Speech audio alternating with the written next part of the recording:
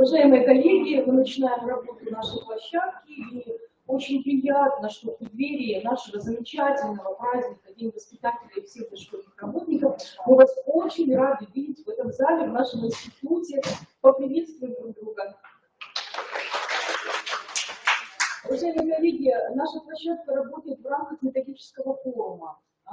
Методический форум впервые мы в этом году организовали с тем, что мы хотим развивать методическое сопровождение, да, конкретно уже непосредственно по определенным направлениям и темам.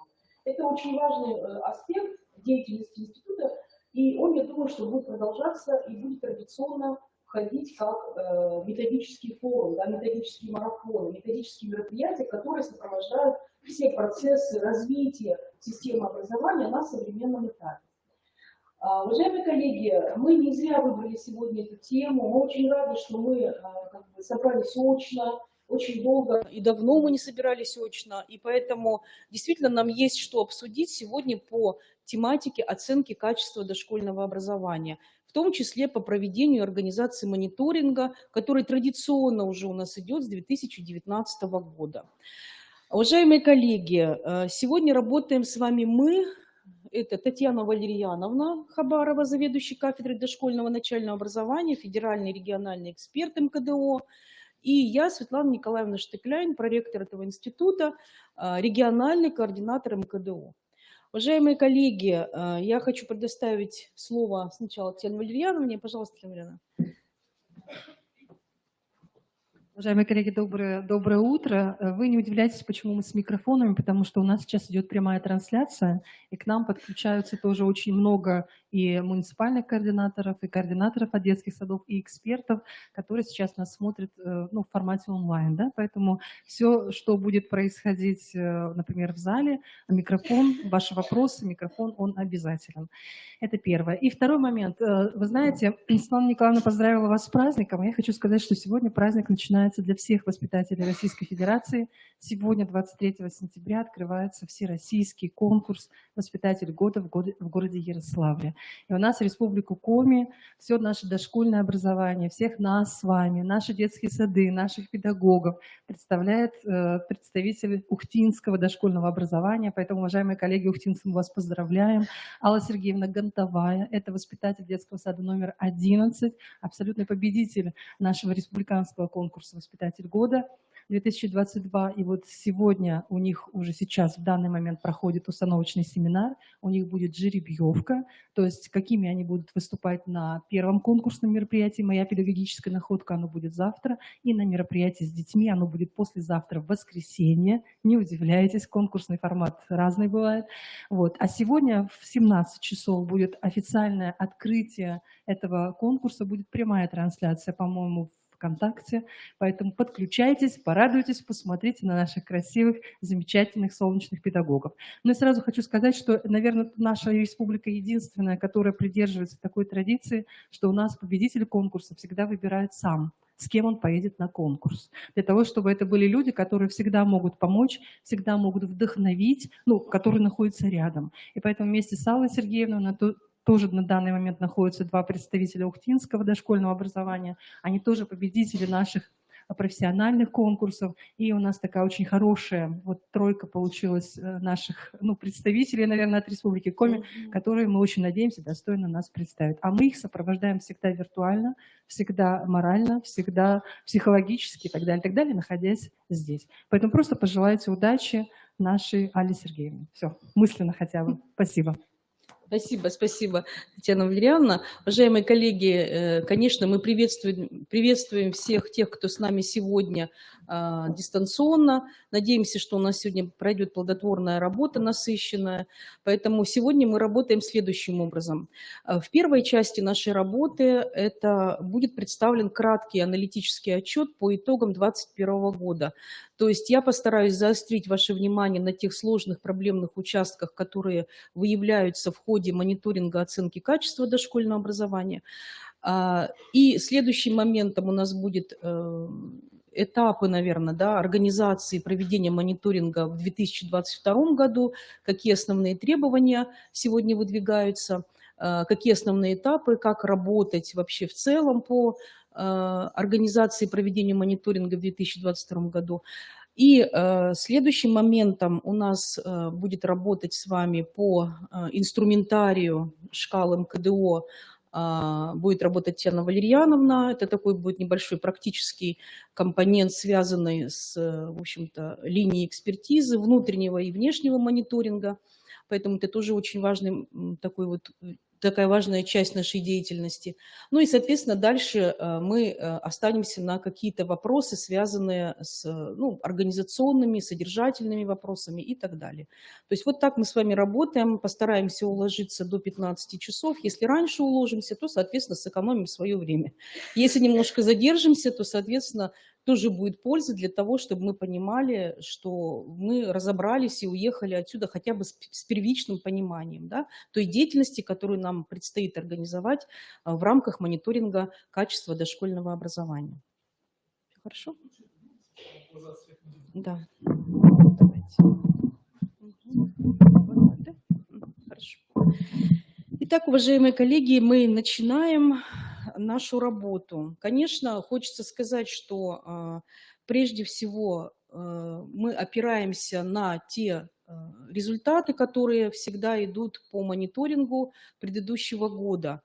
И вообще бы мне хотелось сказать несколько слов для понимания вообще, зачем проводится данный мониторинг, для того, чтобы все-таки формальное отношение к проведению данного мониторинга, оно, было как можно меньше. Мы, конечно, всю составляющую проведения, организации мониторинга, проблемные участки, сложные какие-то моменты, мы все их знаем, но, тем не менее, общая канва, еще раз вас призываю относиться к организации проведения мониторинга очень тщательно, потому что составляющая и результативность проведения мониторинга – это принятие управленческих решений по совершенствованию процессов, которые происходят в детском саду.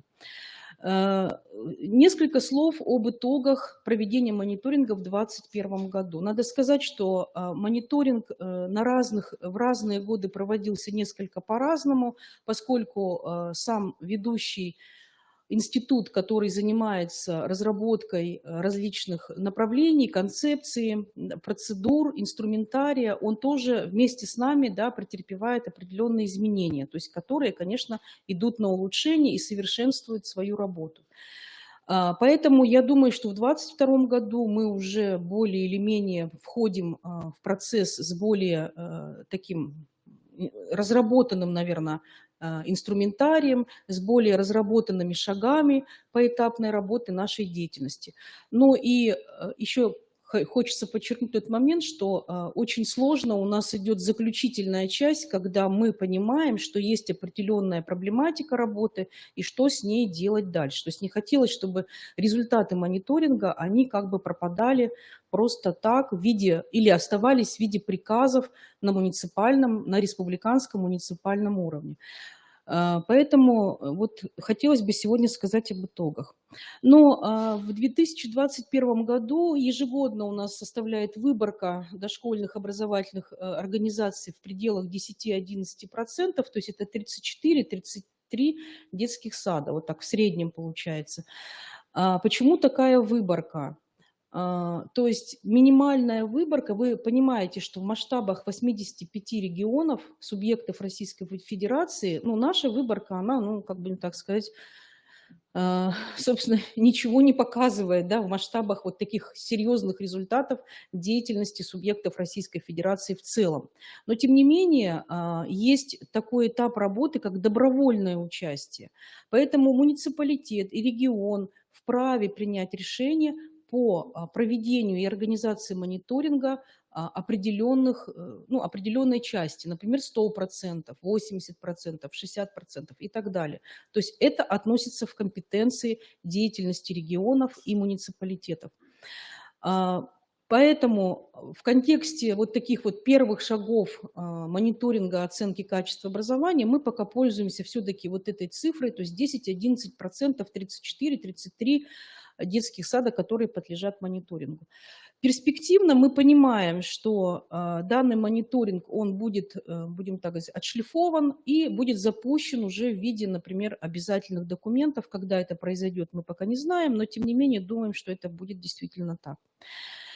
В прошлом году у нас участвовало 34 дошкольных образовательных организаций из 13 муниципальных образований. Здесь на слайде прописано, сколько у нас было участников. Всего мониторингов было охвачено 3041 человек. То есть это, в общем-то, для выборки, наверное, цифра небольшая, но для дошкольного образования я считаю, что достаточная. Хочется сказать, что в настоящее время мониторинг имеет свои этапы, и на каждом этапе есть свои особенности. Этапы внутреннего мониторинга оценки качества, они, в общем-то, можно назвать их одним словом. Это самообследование, да, дошкольной образовательной организации по тем направлениям, по тем участкам работы, которые предлагаются в данном мониторинге.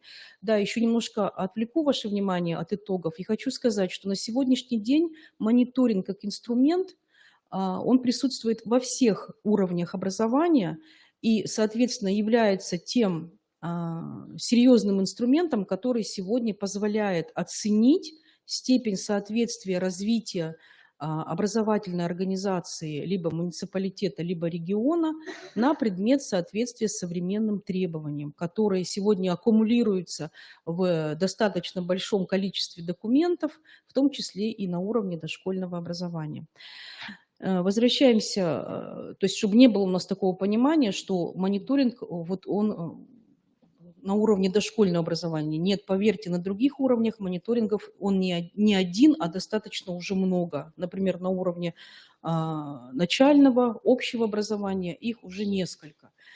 Поэтому наш мониторинг, он, конечно, многослойный, но тем не менее мы как бы проживаем каждый год, проходим его и получаем определенные результаты. Итак, во внутреннем мониторинге участвовали все субъекты образовательного процесса, то есть это педагоги, руководитель, дети, соответственно, которые рассматриваются в образовательном процессе как субъекты, и родители. На этапе внутреннего мониторинга проходила независимая оценка качества дошкольного образования. Это обязательный элемент, который, в общем-то, в мониторинге присутствует, и он будет постоянным. 40% родителей участвовали в независимой оценке качества дошкольного образования. Соответственно, это не такая большая цифра, как вы понимаете, да, которая, в общем-то, позволяет нам говорить об такой серьезной объективности. На сегодняшний день средний балл удовлетворенности родителей открытостью и вообще деятельностью дошкольной образовательной организации составляет 3,67 из 5 максимально возможных. А средний балл оценки качества образовательной деятельности составляет 4. То есть для того, чтобы вы понимали, что линия оценки, она движется к 5, да, к 5-бальной шкале, по 5-бальной шкале. Следовательно, даже эти данные уже нам позволяют говорить, что, в общем-то, есть над чем работать даже с точки зрения удовлетворенности родителей, поскольку мы всегда как бы в своих оценках, да, в своих внутренних системах оценки качества, которые у вас есть, в своих внутренних системах контроля, в своих отчетах мы всегда указываем на более высокое количество, да, удовлетворенности родителей, то есть это порядка там, от 50 до 90, до 100% удовлетворенности. Однако средний показатель нам сегодня говорит об обратном. Поэтому, коллеги, вот эти итоги нам тоже очень важны и нужны, и я считаю, что каждый руководитель на своем уровне, да, вот те итоги, когда вы проходите мониторинг оценки качества, безусловно, как минимум хотя бы должны обсуждаться с педагогическим коллективом для того, чтобы понять, а где у нас сложности, а где у нас участки, над которыми нужно поработать. В принципе, если мы правильно будем использовать мониторинг, то программа развития, она обязательно должна включать те участки совершенствования деятельности и качества образования, дошкольного образования, дошкольной образовательной организации. Внешняя экспертиза. Внешняя экспертиза строится очень непросто, буду так говорить. Значит, прежде всего она строится из дистанционного мониторинга, то есть изучается вся документация, изучаются особенности построения, информирования родителей на сайте, изучается сайт полностью сам, то есть как информационный носитель. Соответственно, изучаются те документы, которые относятся к качеству дошкольного образования. И, соответственно, следующим участком работы это выездной мониторинг. Проходите сюда, проходите, тут есть места. Выездной мониторинг экспертов, которые уже второй год будут работать вместе с нами в процессе нашего мониторинга оценки качества дошкольного образования. Внешним экспертам непросто дается экспертиза, очень есть сложности в части самой организации, в части дистанционного этапа даже мониторинга. Поэтому, безусловно, внешние эксперты, у них такое направление, да, очень тщательно, подробно изучить для того, чтобы поставить объективный балл. Это очень непростая система работы, через которую эксперты проходят. Поэтому, безусловно, внешние экспертные оценки, они, соответственно, отличаются от тех внутренних оценок, которые делает дошкольная образовательная организация самостоятельно. И чем выше рассогласование, да, между внутренней оценкой, внутренним этапом мониторинга и внешней оценкой эксперта, это накладывает свой отпечаток на понимание либо необъективности оценивания, да, либо одной стороны, либо другой, либо непонимание, да, какого-либо показателя, либо трактовки показателя и так далее, и так далее. То есть чем выше рассогласование позиций, тем как бы есть над чем подумать той стороне, да, и вообще всем нам, именно анализируя определенные показатели. Поэтому в целом можно сказать, что большинство внешней экспертизы отнесли вообще качество дошкольного образования к баллу 2. То есть качество стремится к базовому. А мы знаем, что у нас балл 3 – это да, базовый уровень, то есть то медианное значение, которому должен, ну, это как бы норма, да, которая должна быть показана с точки зрения вообще работы, деятельности и развития детского сада. Дальше двигаемся. По итогам оценивания, здесь вот вы на слайде можете увидеть, что те баллы, которые, в общем-то, перешагнули, да, базовый уровень, они рассматриваются с точки зрения взаимодействия с родителями. И действительно, есть вопросы, связанные с объективностью оценивания этих результатов. То есть здесь меньше рассогласований, и корреляция в данном случае, она как бы ниже, и соответственно, выше. Да? Далее, следующий момент. У нас очень сложный вышел показатель в прошлом году. Это условия получения дошкольного образования лицами с ограниченными возможностями здоровья. Я не буду останавливаться на этом вопросе. Думаю, что в контексте инструментария Татьяна Ильяновна с вами поработает. Это связано с тем, что в дошкольных образовательных организациях в некоторых, да, отсутствовали дети с ограниченными возможностями здоровья. К сожалению, самообследование, немножко инструментарий, как бы он, ну, будем так сказать, исказил, да, некоторые возможности и картину вот по этому показателю. Дальше. Есть небольшие сложности, как ни странно, выявились по такому показателю, как образовательная программа. Нам сейчас сложно сказать, в чем эти причины, но тем не менее разноплановость позиций оценивания как на внутреннем этапе, так и на внешнем этапе, она показала, что не все, наверное, гладко в понимании, оценивании, да, образовательной программы в целом, хотя вроде бы мы уже на образовательной программе, в общем-то, не заостряем даже свое внимание, да, то есть это основной документ, по которому работает дошкольная образовательная организация, и, соответственно, ну, мне кажется, что там должно быть вообще просто идеально все в порядке. Но, как оказывается, что есть там какие-то сложности. Какие сложности? Это каждая организация, которая проходит мониторинг качества дошкольного образования, смотрит на позиции оценок внутреннего мониторинга и внешнего мониторинга и делает для себя определенные выводы. Ну и в целом потом по муниципалитету этот показатель, если он выходит в низком балле, да, то есть не превышающем значительно базовый уровень, то надо об этом тоже задуматься, почему так происходит. Ну, может быть, там еще прокомментирует меня дальше. Следующий момент. Области качества. Ну, чтобы было понятно, мониторинг проводится по областям качества. Их 9, да? Правильно? 9 областей качества. И в 2021 году области качества, которые набрали более высокие баллы по результатам внутренней и внешней экспертизы. То есть это образовательный процесс в целом. Это здоровье и безопасность и повседневный уход. Ну, а как иначе? На мой взгляд, может быть, еще даже должно быть и выше. Дальше это взаимодействие с родителями, безусловно, я уже об этом говорила, и управление и развитие. Но управление и развитие мы понимаем, что, безусловно, там свою роль играют документированные процедуры, да, это главная, наверное, составляющая, но и тем не менее другие показатели, которые подлежали оценке в этой части. Поэтому по этим показателям средний балл превышает базовый уровень, то есть средний балл превышает 3 балла. И, в общем-то, вот соответствует ли это действительности на самом деле, либо как бы есть сложности, это, конечно, можно рассматривать также и на муниципальном уровне, также и на уровне дошкольной образовательной организации. Здесь для вас представлена, плохо видно, да?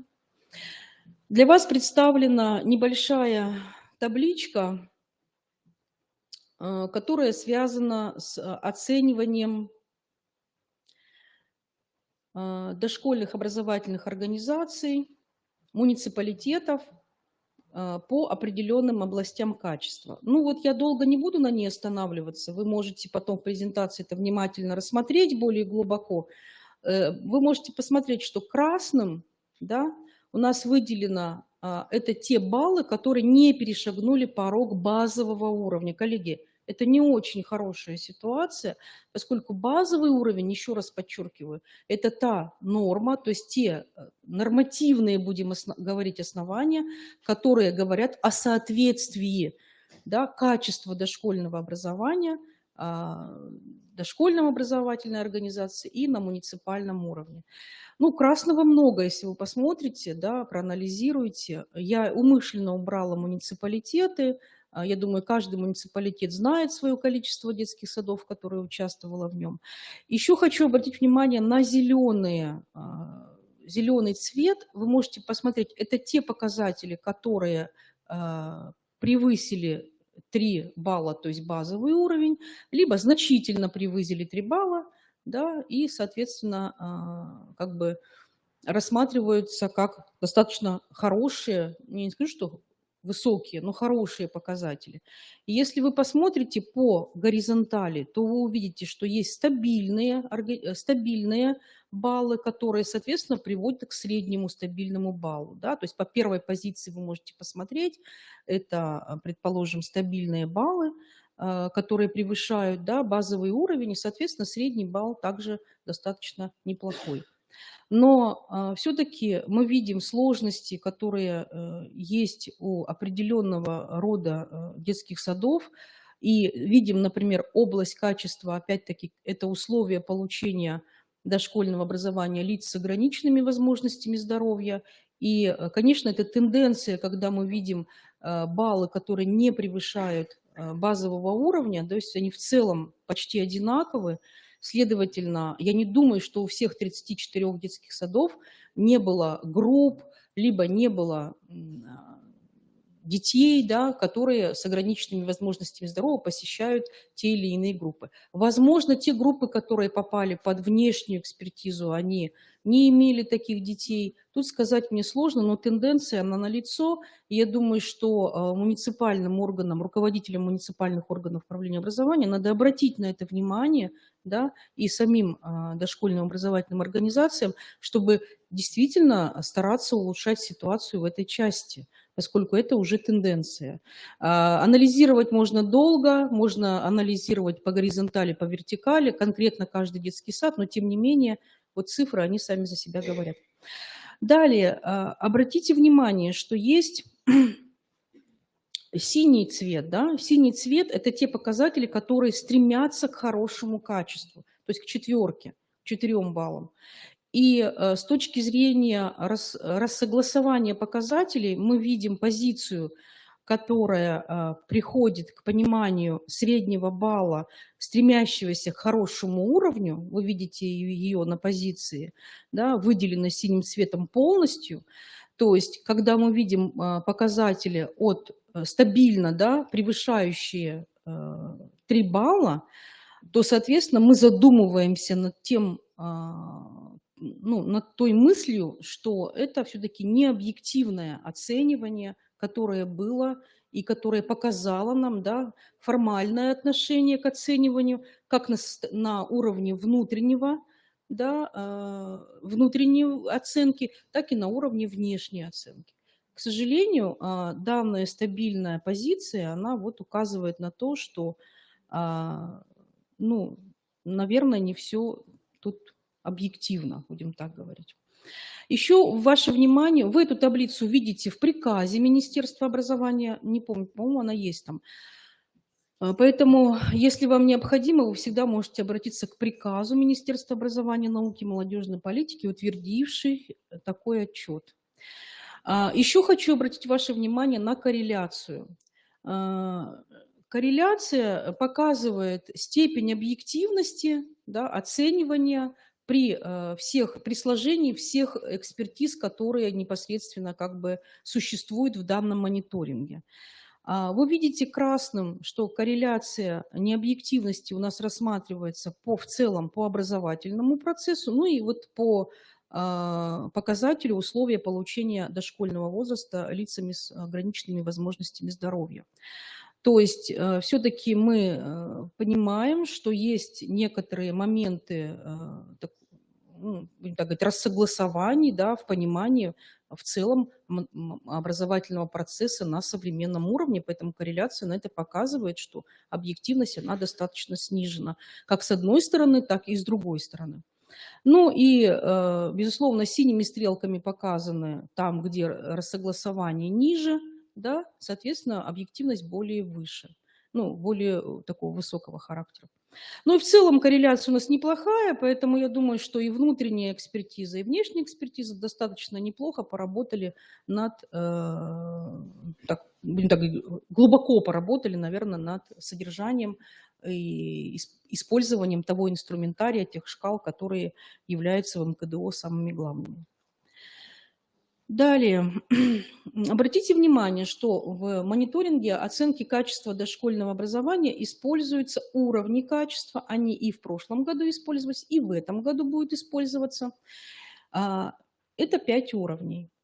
Обратите внимание на эту табличку, что, безусловно, несмотря на то, что наш уровень вышел как базовый уровень, да, то есть 68% по итогам внутренней экспертизы, то есть самих детских садов, да, в самообследовании показали все-таки базовый уровень, что нас радует. И 50% экспертов, которые проводили выездной мониторинг, дистанционный мониторинг, они тоже показали как бы уровень базовый уровень. Но, тем не менее, обратите внимание, что по итогам внешней экспертизы у нас есть даже уровень, который требуется серьезная работа по повышению качества. В объеме 17% внешних экспертов отразили этот уровень, что, конечно, нам, наверное, об этом нужно задуматься и подумать, вот что все-таки у нас не в порядке. Дальше, второй уровень, обратите внимание, это качество стремится к базовому. И есть у нас уровень 4, это по итогам внутренней экспертизы, то есть по самообследованию, да, детские сады отразили 4-й и даже 5-й уровень. Хоть он в небольшой части, да, отражений, но тем не менее, как бы если мы посмотрим на наш калейдоскоп, то мы увидим, что в принципе от 1 до 5 уровня у нас есть разбег. Да? Я сейчас не буду говорить об объективности, я уже об этом сказала в предыдущем слайде, но мне бы хотелось сказать, что все-таки, да, при внутренней экспертизе, то есть при самообследовании дошкольной образовательной организации нужно понимать, да, и, ну, как сказать, мне кажется, что, вот мое субъективное мнение, что такая раскладка по внутренней экспертизе от 2 до 5 уровня, она связана больше всего с формальным отношением именно к прохождению внутренней экспертизы. То, что касается внешней экспертизы, да, действительно, внешние эксперты, они прошли обучение, они очень тщательно погружались в тот инструментарий, с которым им приходилось работать. Им было непросто, потому что очень много у нас показателей именно в инструментарии. Но, тем не менее, они более, на мой взгляд, глубоко и тщательно подходили к оцениванию деятельности дошкольной образовательной организации, связанной именно со шкалами МКДО прежде всего. Поэтому, коллеги, я не призываю вас, там, скажем, к отношению к тому, что нужно стремиться там, к 5-бальному, да, к 5-му уровню превосходному качеству. Но, тем не менее, я вас призываю только к тому, чтобы мы, первое, неформально относились к этой работе. Работа очень сложная, но, еще раз повторяю, у нас один мониторинг с вами, в отличие, например, от общеобразовательных организаций. Вот. И, соответственно, мне очень бы хотелось, чтобы объективность она была достаточно высокой, и рассогласований было как можно меньше. Далее, я специально вывела на слайд независимую оценку качества.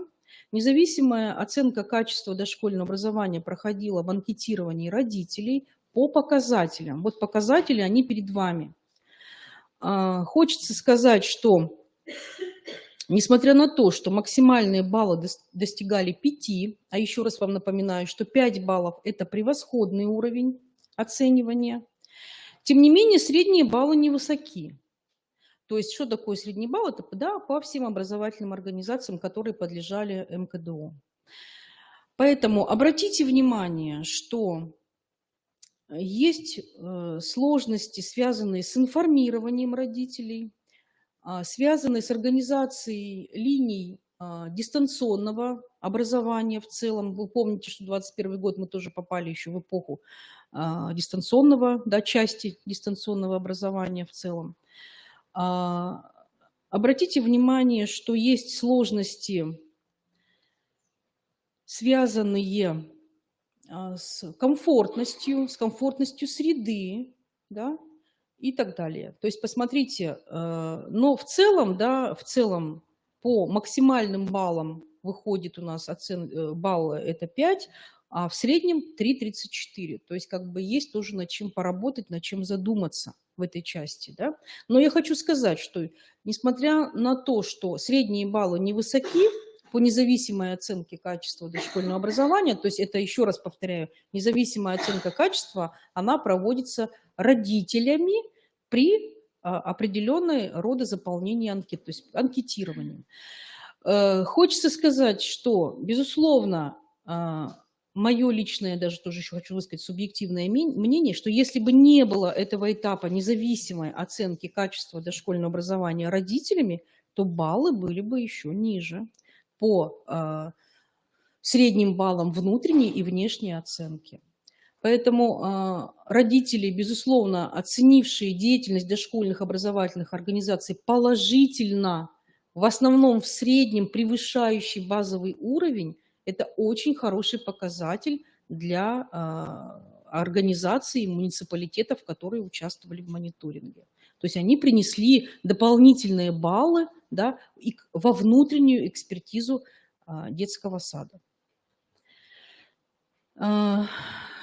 Далее, также хочется сказать, что в основном, да, вот, несмотря на то, что по другим областям качества у нас достижение 4 баллов, да, то есть это хорошее качество, по другим областям качества у нас было минимизировано, то есть совершенно очень, очень, так будем говорить, точечное, да, то по независимой системе оценки качества действительно область качества, как хорошее качество, оцененное родителями, оно было объективным, что достаточно для нас позитивно и неплохо, и мы рады, что родители нас так оценивают с точки зрения движения, да, от базового уровня качества к хорошему и далее к превосходному качеству. Это очень неплохо. Поэтому обратите на это внимание, и те, кто будет вступать в мониторинг оценки качества 2022 года, что это достаточно весомый, серьезный показатель. Иногда, вступая в процессы независимой оценки качества дошкольного образования, мы думаем так, что родители, заполните нам анкеты, да? А вот когда мы получаем уже обратную связь от этих результатов, иногда, ну, как бы мы не понимаем, почему такие у нас баллы получились. Поэтому на этапе, когда вы понимаете, что у вас будет независимая система оценки качества, в основном по показателям информирования, комфортность, да, дистанционное образование, то есть обратите на эти области внимание для того, чтобы у вас были более, наверное, высокие показатели тех, кто будет участвовать в 2022 году. Далее, соответственно, по итогам проведения мониторинга качества дошкольного образования в 2021 году издан приказ Министерства образования, науки и молодежной политики, который утвердил отчет об итогах проведения МКДО в 2021 году. В данном приказе были описаны проблемные участки, на которых я не буду останавливаться. Вы всегда с приказом можете познакомиться на нашем сайте, на сайте Министерства образования, науки и молодежной политики Республики Коми. И также даны рекомендации. Рекомендации, безусловно, поскольку мониторинг оценки качества дошкольного образования проходит на уровне, то есть он такой многоступенчатый, да, на уровне дошкольной образовательной организации, на уровне муниципальном, на региональном и на федеральном. Такой вот многоступенчатый мониторинг. Почему он и сложный на сегодняшний день? Таким образом, рекомендации, которые были даны в приказе на муниципальном уровне, они направлены прежде всего на принятие тех мер и тех механизмов и тех инструментов, которые сегодня помогают нам выйти на более высокие показатели качества. То есть движение к 4-му уровню, к хорошему качеству должно быть в тенденции. К сожалению, в 2020 году мы не участвовали в мониторинге, который был от 0 до 3 лет, к сожалению. Поэтому у нас сравнительный анализ будет только в 2022 году по сравнению 2021 и 2022 года. Поэтому мы должны понимать, что тенденция на улучшение качества, то есть стремление от базового уровня к хорошему качеству, она должна быть налицо, как говорится. Иначе мы будем понимать, что, ну, как мы оцениваем свое качество на уровне региона, на уровне муниципалитета региона. И точно так же действует муниципалитет. То есть, уважаемые коллеги, система управления, да, на сегодняшний день, она, ну, не просто должна учитывать данные итоги, должна опираться на них для того, чтобы, еще раз говорю, продвигать это качество на более высокий уровень. Далее, следующий момент, на что нужно обратить внимание в рекомендациях, это, конечно, поскольку у нас красным горит, да, область качества по созданию условий для детей с ограниченными возможностями здоровья. Обратите на это внимание в 2022 году, у кого, в общем-то, такие группы, такие детки, да, инклюзивная ли это у вас практика, либо у вас это практика комбинированного характера и так далее. Обратите на это внимание, пожалуйста. То есть условия все вы знаете. Как бы, ну, не хотелось бы, чтобы в этом году у нас тенденция осталась на таком же уровне, да, или наоборот даже как бы снизилась. И следующий момент, это в документированных процедурах очень много вышло направлений, которые указывают на некоторые проблемы, связанные с профессиональным ростом и развитием педагогических кадров. То есть это некоторые моменты, связанные с несоответствием уровня содержания, с просроченным этапом повышения квалификации, с определенным уровнем категорийности и так далее. Да? То есть тоже вот нужно на это обратить внимание, поскольку продокументированные процедуры вам Татьяна Валерьяновна побольше, поконкретнее, наверное, раскроет уже в 2022 году, но тем не менее эти проблемки выявляются в том числе. На уровне дошкольных образовательных организаций, конечно, на уровне дошкольных образовательных организаций это самая сложная, наверное, область, это область, сейчас скажу, содержания образования, безусловно, то, что связано с образовательной программой, и, конечно, область образовательного процесса, да, поскольку есть моменты, которые, в общем-то, влияют на общие тенденции качества образования в целом по муниципалитету и по региону.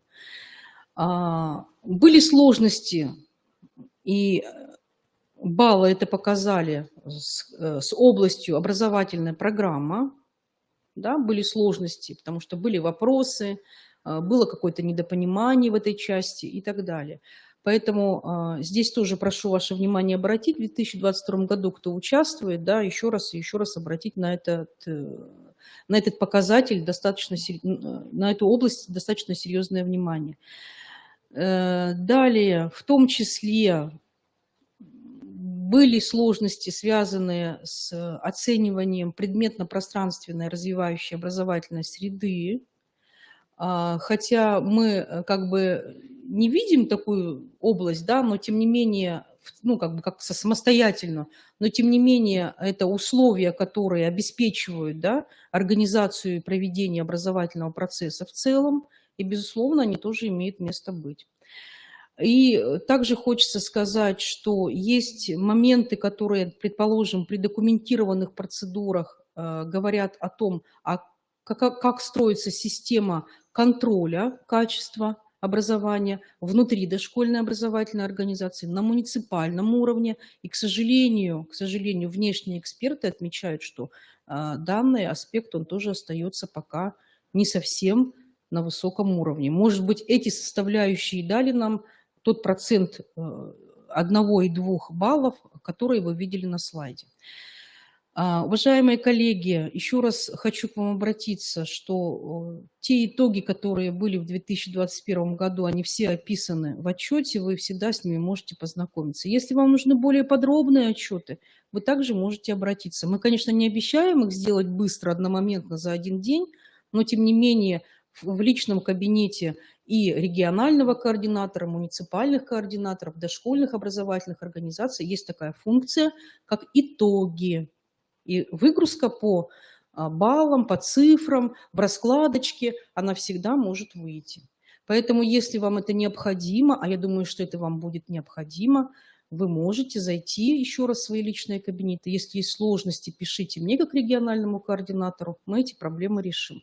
Если вы хотите еще раз вернуться к рассмотрению вопросов и поработать на муниципальном уровне с дошкольными образовательными организациями, которые в этом году уже попадают в мониторинг, то мы готовы вам помочь в этой части.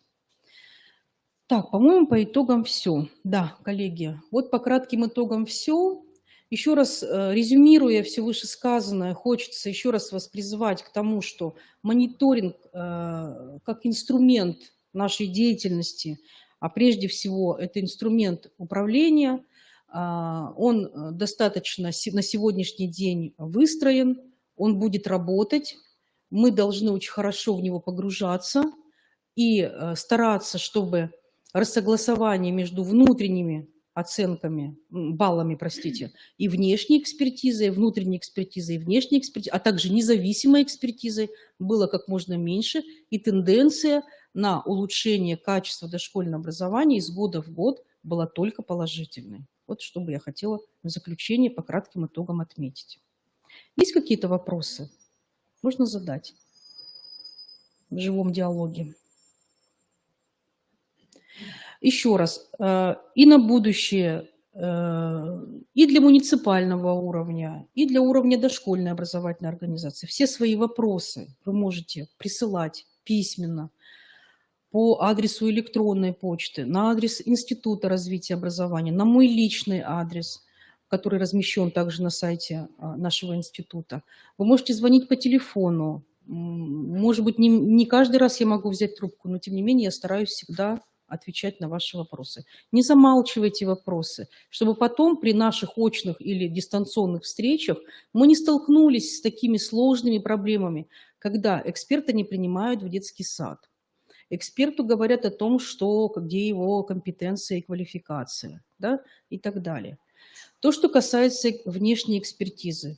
Все наши эксперты прошли большой путь в прошлом году. Они обучились, они выезжали, им было непросто, но тем не менее эксперт, он как бы растет в своем профессиональном уровне. Те эксперты, которые работали в 2021 году, они будут работать в 2022 году. Мы рады тем, кто останется в части экспертизы.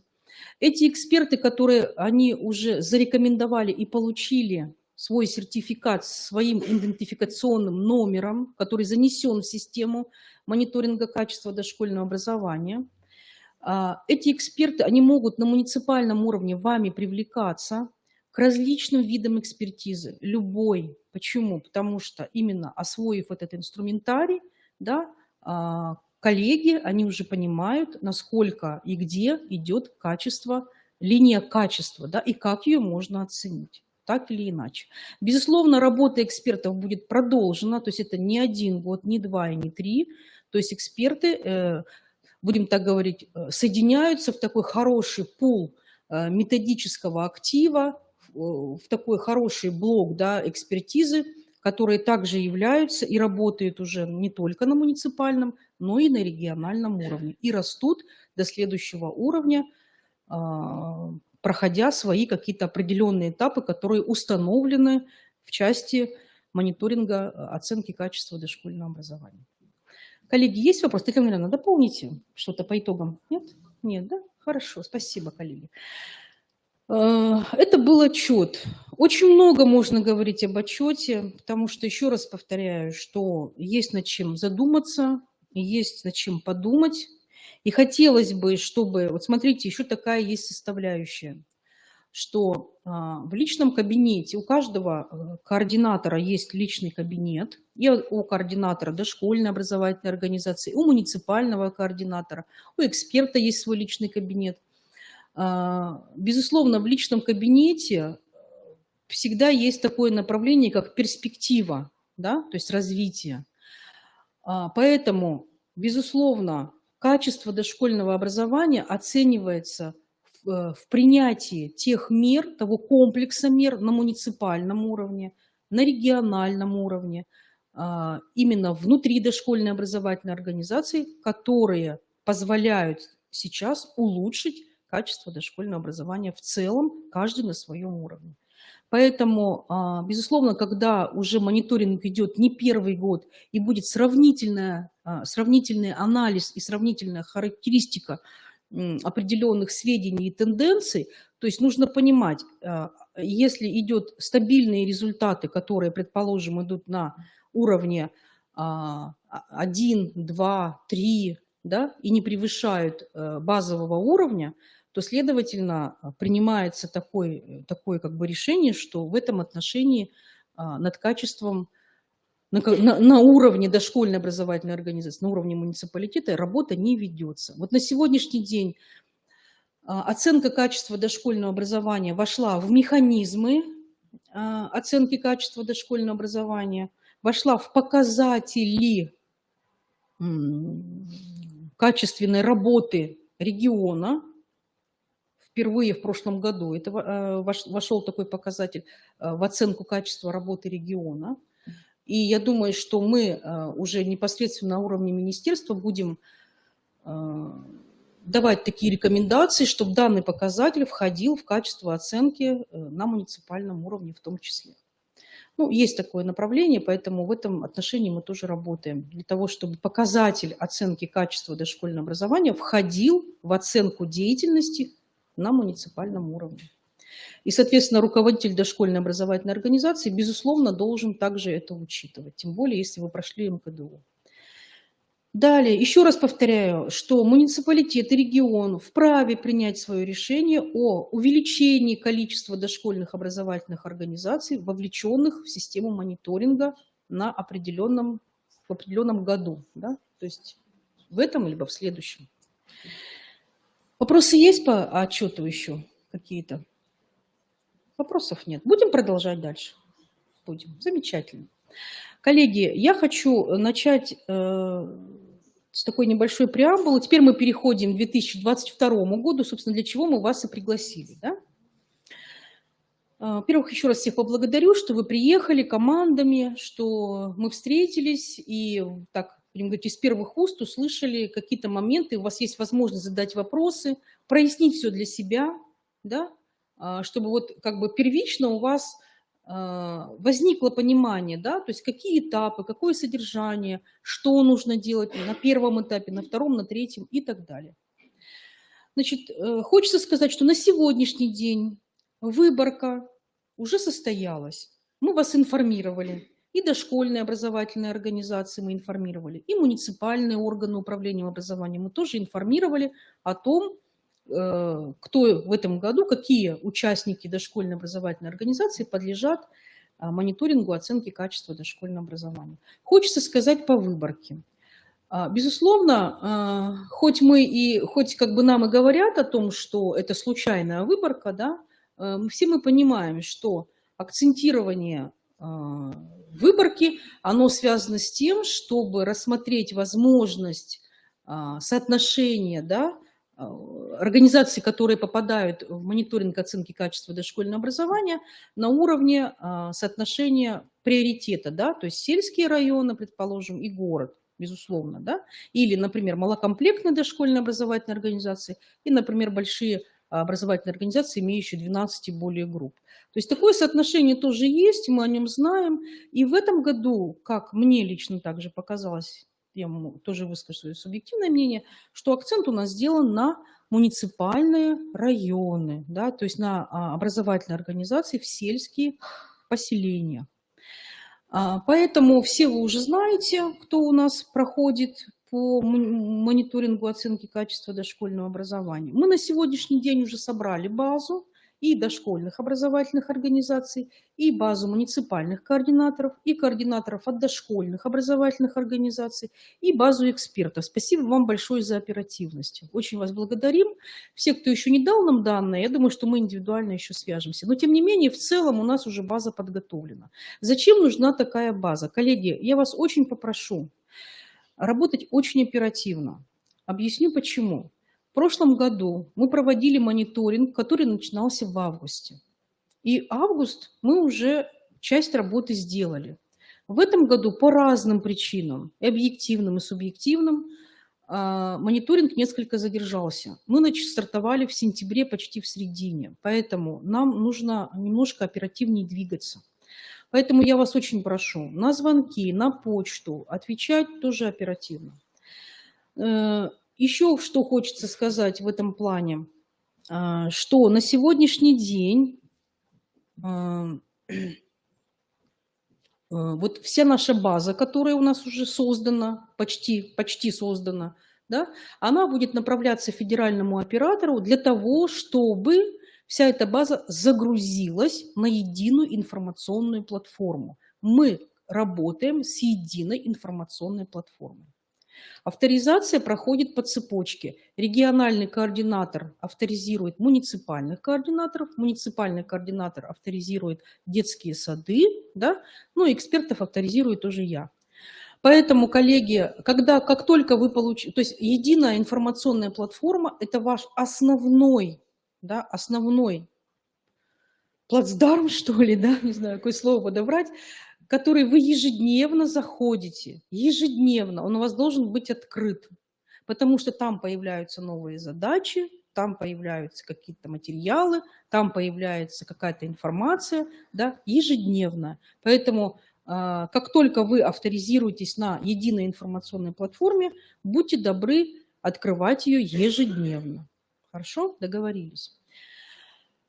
Дальше, следующий момент. Если у вас произошли или произойдут, или происходят какие-то изменения, связанные с ИНН вашей организации, да, связанные с изменением руководителя дошкольной образовательной организации, любые изменения, которые у вас происходят, вы оперативно передаете мне, как региональному координатору. Иначе система единая информационная вас выбьет и уже не поставит. Вот это очень сложный момент, потому что в прошлом году мы детские сады заменили. К сожалению, мы не могли их встроить в единую информационную систему уже при отчете. Поэтому, пожалуйста, вот сейчас у нас есть еще время, мы должны очень хорошо авторизироваться и попасть в единую информационную систему, чтобы мы могли дальше с вами работать. Если мы в нее не попадаем, соответственно, и мониторинга не будет, за что по головке нас, безусловно, не погладят. Дальше. Представляю вашему вниманию на нашем слайде сайт Национального института качества образования. Это ваша вторая платформа, с которой вы будете тоже работать. Этот сайт, он очень простой, понятный, да, тут все есть. На главном меню вы видите, да, это мониторинг, в котором расписаны определенные направления, цели, задачи и прочие другие вещи, с которыми вы можете всегда познакомиться. Все, что нужно сделать уже сегодня, когда вы придете в свои образовательные организации, это зайти на этот сайт и посмотреть, что же там такое. Там все написано, абсолютно. То есть самообразование еще никто не отменял. Далее, тут есть участникам, есть обучение и есть материалы. Обращаю ваше внимание, что те, кто работает с нами второй год, в материалах есть концепция. Ее нужно обязательно прочитать. Почему? Потому что концептуальные подходы – это всегда те подходы, которые вас уведут от ошибок. Это важно. Далее, сразу же на первой страничке сайта вы видите горячую линию, организационные вопросы, техническую поддержку и так далее. Вы можете, если вы будете работать, вот я сразу даю установки, да, потому что я потом могу забыть, следуя слайдам, да, а хочу об этом сказать. Вы можете в техническую службу обращаться самостоятельно. Можете. Но, как правило, если не получается, да, связь с технической службой при работе с единой информационной платформой, то вы, безусловно, можете сразу мне писать оперативно. Потому что бывает, платформа виснет, когда начинается внутреннее самообследование. Далее, но тем не менее, здесь на сайте все дано, вы самостоятельно можете обращаться. Самостоятельно, но по вопросам, которые связаны с МКДО, не с разъяснительными вопросами. Они не будут вам объяснять. С разъяснительными вопросами вы обращаетесь ко мне. Да? А с техническими поддержкой, завис у вас сайт, не можете войти, ИНН там чего-то не тот, да, и так далее. Вы можете самостоятельно обратиться. Далее. Обратите внимание на поле, которое говорит о плане. Вот оно внизу, если вам видно. Плохо, конечно, видно. Почему так у нас не очень хорошо видно, да? Обратите внимание на поле. То есть вы видите, наверху вы видите даты. То есть с 1 августа уже стартует мониторинг, стартовал, вернее, мониторинг в России. Он уже идет полным ходом.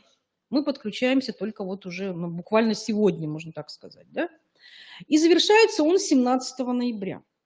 Этапы здесь все прописаны, вы видите. То есть добровольность есть, пожалуйста. То есть нужно подавать сведения о добровольности, но мы уже опоздали с вами. О добровольности нужно было подавать до начала сентября. То есть кто еще желает, да, пройти мониторинг. Дальше подготовка, которой мы сейчас занимаемся, практически 50% уже прошли. Дальше внутренний мониторинг, о котором я вам говорила, внешний мониторинг и внешний экспертный мониторинг качества, который включает в себя муниципальный и региональный уровень. То есть тут все как бы есть. Можете здесь посмотреть. Далее. Так, этот слайд мы немножко пропустим. Цели и задачи мониторинга вы их найдете. Нормативные тоже найдете, я тоже пропускаю сразу. Это вы все найдете на сайте. На сайте все есть. Дальше. Хочется обратить внимание на понятие объектов мониторинга. Вот здесь вот на этом слайде выстроена, будем так говорить, объектовая, да, система, то есть многоплановая комплексная система мониторинга. То есть это образовательные организации, это группа образовательной организации, это муниципальный уровень, система управления регионального уровня и система государственного управления на уровне федерации. Вот это объектовая линия, да, когда объектом является не, то есть на уровне образовательной организации, сама образовательная организация, да, группа образовательной организации как единица объекта, а далее идут системы управления, связанные уже с той территориальной принадлежностью, где находится объект, который подлежит мониторингу. Вот это объекты, да, чтобы было такое общее представление. Ну и субъекты на сегодняшний день, вот вы можете их посмотреть. Муниципальных координаторов уже чуть больше, насколько я помню. Да, это вот, тем не менее, в настоящее время у нас около 80 участников МКДО, то есть все вы являетесь, кто участвует в 2022 году, все вы являетесь субъектами мониторинга оценки качества дошкольного образования. Ну, экспертов тоже уже в разы больше, насколько вот Татьяна Валерьяновна уже как бы, да, сведения мы проанализировали. И на 7% это организации, как я уже сказала, из сельских районов, и 43% это город. Коллеги, обратите тоже на это внимание. Значит, из каких муниципалитетов здесь тоже представлено? Ну, лидирует у нас, конечно, Сыктывкар, безусловно, да, как и в прошлом году. Воркута в этом году у нас не берет большое количество, да, участников мониторинга. В Ухте у нас 6, в Сосногорске 1, в Инте 1, в Печоре 2, в Усть-Илимском районе 2, в Усть-Куломском 4 в этом году. Присоединились в этом году к нам Прилузский район, Сосногорск, Троицко-Печорский район, по-моему, если не ошибаюсь, и Инта. Да? То есть, видите, по выборке федерального оператора в этом году у нас новые муниципалитеты, которые к нам присоединились, ну и, соответственно, количество, да, которое вот определено сегодня федерацией. Да, хочется еще сказать, что в прошлом году, уже памятуя о том, что у нас были проблемы, связанные с заменой дошкольных образовательных организаций, поскольку мы не попали на платформу, и нам было трудно делать загрузку, то в этом году мы минимизировали замены, то есть замены практически не нужны, да, то есть, ну, сложно их сделать в этом году. Я думаю, что и в последующих еще будет сложнее. Но по объективным причинам, да, в рамках присоединения, реорганизации и так далее, да, это сделать, конечно, можно. Вот сейчас мы стараемся заменить 2 детских сада. Далее, график. Теперь я хочу обратить внимание на тот график, который нами как бы построен, что ли, так можно сказать, и который хочется завести на приказ Министерства образования, науки и молодежной политики Республики Коми. То есть до 30 сентября у нас проходит подготовительный этап, то есть до 30 сентября мы должны успеть все, то есть мы должны успеть авторизироваться на единой информационной платформе, мы должны успеть пройти все обучения, как и в прошлом году, обучение никто не отменяет. Мы должны подготовить все документы, да, выпустить все приказы, которые у нас есть, ну и, соответственно, быть готовыми к прохождению уже внутреннего мониторинга. Значит, внутренний мониторинг проходит до 25-28 октября, потому что всегда есть несколько дней на хвостики, так я их называю, да, потому что у кого-то сложности, у кого-то интернет виснет, у кого-то там еще что-то и так далее. Поэтому большая работа по внутреннему мониторингу качества идет до 25-28 октября, то есть весь октябрь. За октябрь нужно пройти внутренний мониторинг. Еще раз, уважаемые коллеги, руководители, координаторы дошкольных образовательных организаций, это достаточно сложный этап. Для того, как вы зайдете на него, пожалуйста, изучите все материалы, которые есть на сайте.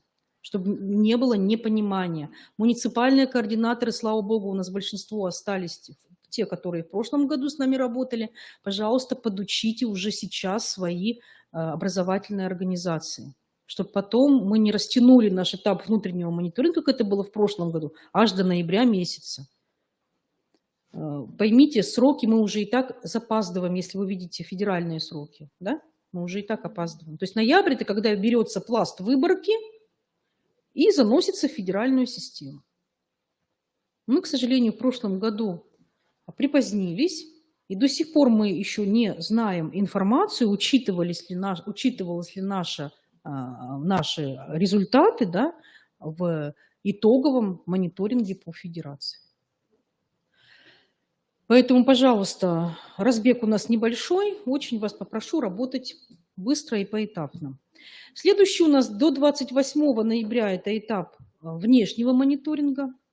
Он включает в себя проведение, вот независимая оценка качества, она как бы между двумя этапами, да, между внутренним и внешним. Такая вот как пласт такой, да, как буфер, что ли, я бы так сказала, да, между внутренним и внешним мониторингом. То есть заканчивается внутренний мониторинг, независимая система оценки.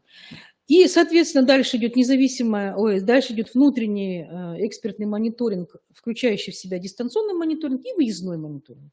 То есть практически до 28 ноября внешняя экспертиза должна быть проведена. Ну, плюс-минус, там, начало декабря, всегда эти хвостики, они вылезают. Безусловно, кто-то не может поехать, у кого-то объективные причины и так далее.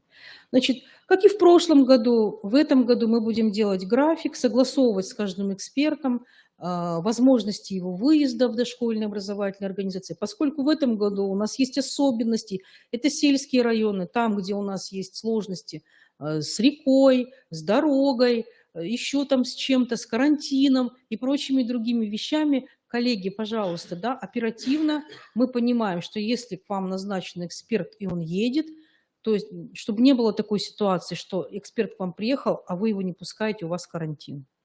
Понимаете, да? Это очень некрасивая ситуация. Дальше, следующий момент. Муниципальным органам управления образованием мы также направляем письма с просьбой все-таки обеспечить, да, выезды, поскольку у нас нет финансирования на эту составляющую. Мы просим, чтобы все-таки эксперт, он каким-то образом смог выехать в ближайшие направления, да, и провести внешнюю экспертизу. В прошлом году мы практиковали дистанционную экспертизу. Как правило, конечно, все мы понимаем, что наблюдение за процессом, да, это самый лучший вариант экспертизы, и сам эксперт понимает, что это необходимо. Но нужно быть готовым и к тому, что если у вас какой-то форс-мажор, да, и вы не принимаете эксперта, то ни один детский сад не останется без дистанционной экспертизы. Следовательно, это камера. Поэтому очень прошу, что если у вас сложности, и там не получается, еще что-то, да, то образовательный процесс, он не в записи будет смотреться, а камерой. Эксперт внешний будет наблюдать за образовательным процессом в течение того времени, который ему определен по наблюдению. Это то, что касается нашего графика. Ну и мы хотим завершить все обучение к началу декабря, как минимум, хотя бы, чтобы у нас вот вся эта линия экспертиз, она прошла.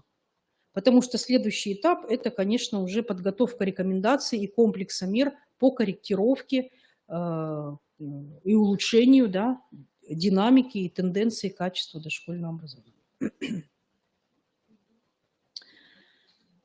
Так. Далее, коллеги, на следующих слайдах будут таблицы. Таблицы эти из концепции, сразу вам говорю. Поэтому, если вы хотите понять, что вам нужно, да, заполнять и для чего это нужно, да, и какие задачи решаются, вы можете в концепцию обратиться. Но я просто пробегусь очень коротко. Итак, что необходимо сделать на этапе подготовки? То есть вот мы двигаемся с вами на этапе подготовки вместе, да, но вы двигаетесь также индивидуально. То есть первое, то, что нам сейчас нужно сделать. Первое, зайти на сайт, да, изучить материалы. Второе, с пакетом документов к вам приходила инструкция по обучению.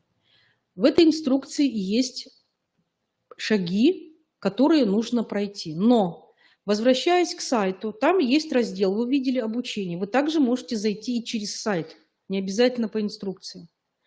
Каждому нужно пройти обучение. 6 часов, по-моему, да, Татьяна? 6 часов обязательных для участников МКДО 2022. Обучение дистанционное, бесплатное. Каждый учится. Татьяна Валерьяновна еще об этом скажет, да.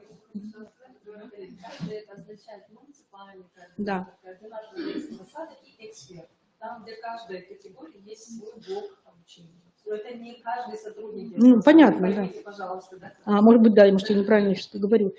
Я-то, видите, как вы... Члены рабочей группы детского Да. сада, которая будет определена, именно координатор детского сада. Да, все, кто будет работать, да, по экспертизе, да, по приказу. Значит, уважаемые коллеги, ну, я, по крайней мере, надеюсь, что на следующей неделе максимум, да, там, приказ у нас будет Министерства образования, науки и молодежной политики. На муниципальном уровне создается приказ по муниципалитету, соответственно, да, на уровне дошкольной образовательной организации создается приказ на уровне дошкольной образовательной организации. Там, где вы обозначаете свою группу, да, то есть группа – это координаторы, которые уже, соответственно, будут заниматься вопросом, ну и те помощники, которых вы выберете, то есть, соответственно, это вам решать. То есть есть некая группа, которая вот будет работать с точки зрения, может быть, вам нужен будет обязательно техническое сопровождение, вы включаете, да, туда и так далее. То есть вот люди, которые вам нужны непосредственно. Далее, соответственно, идем по цепочке.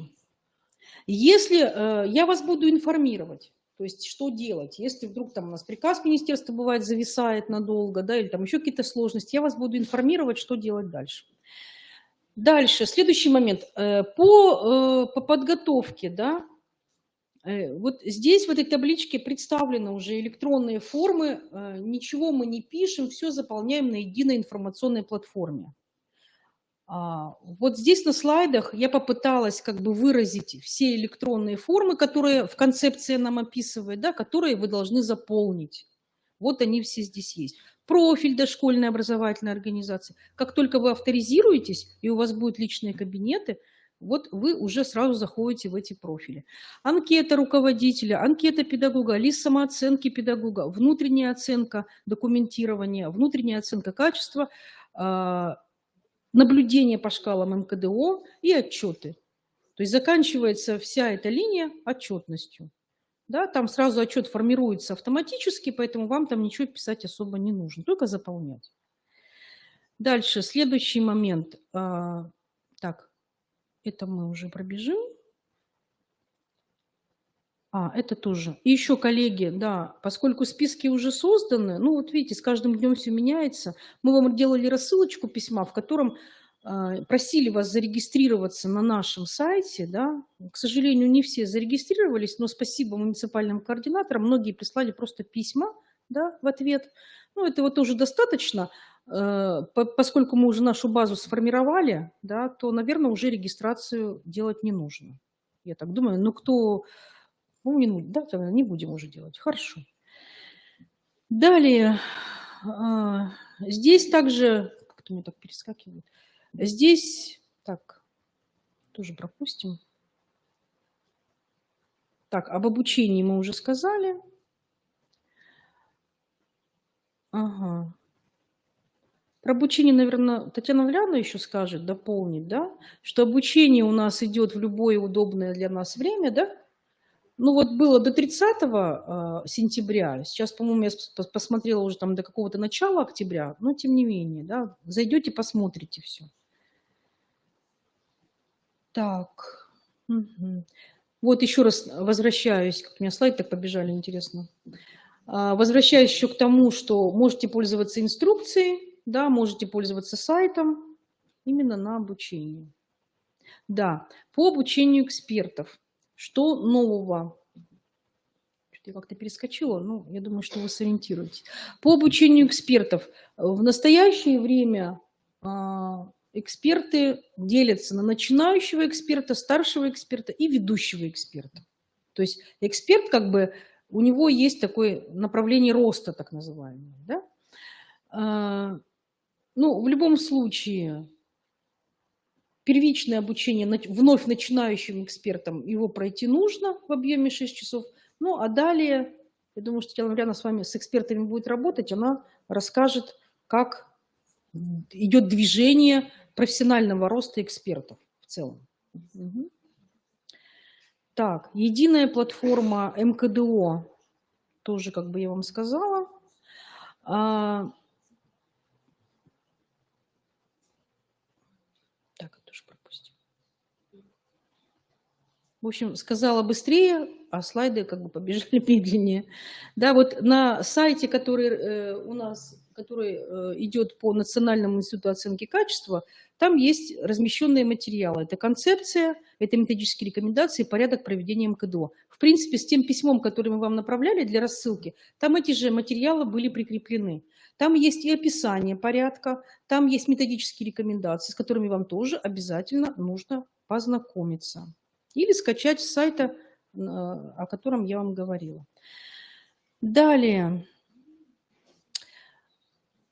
При внутреннем мониторинге у нас есть 9 областей качества. В этом году, да, 10-й?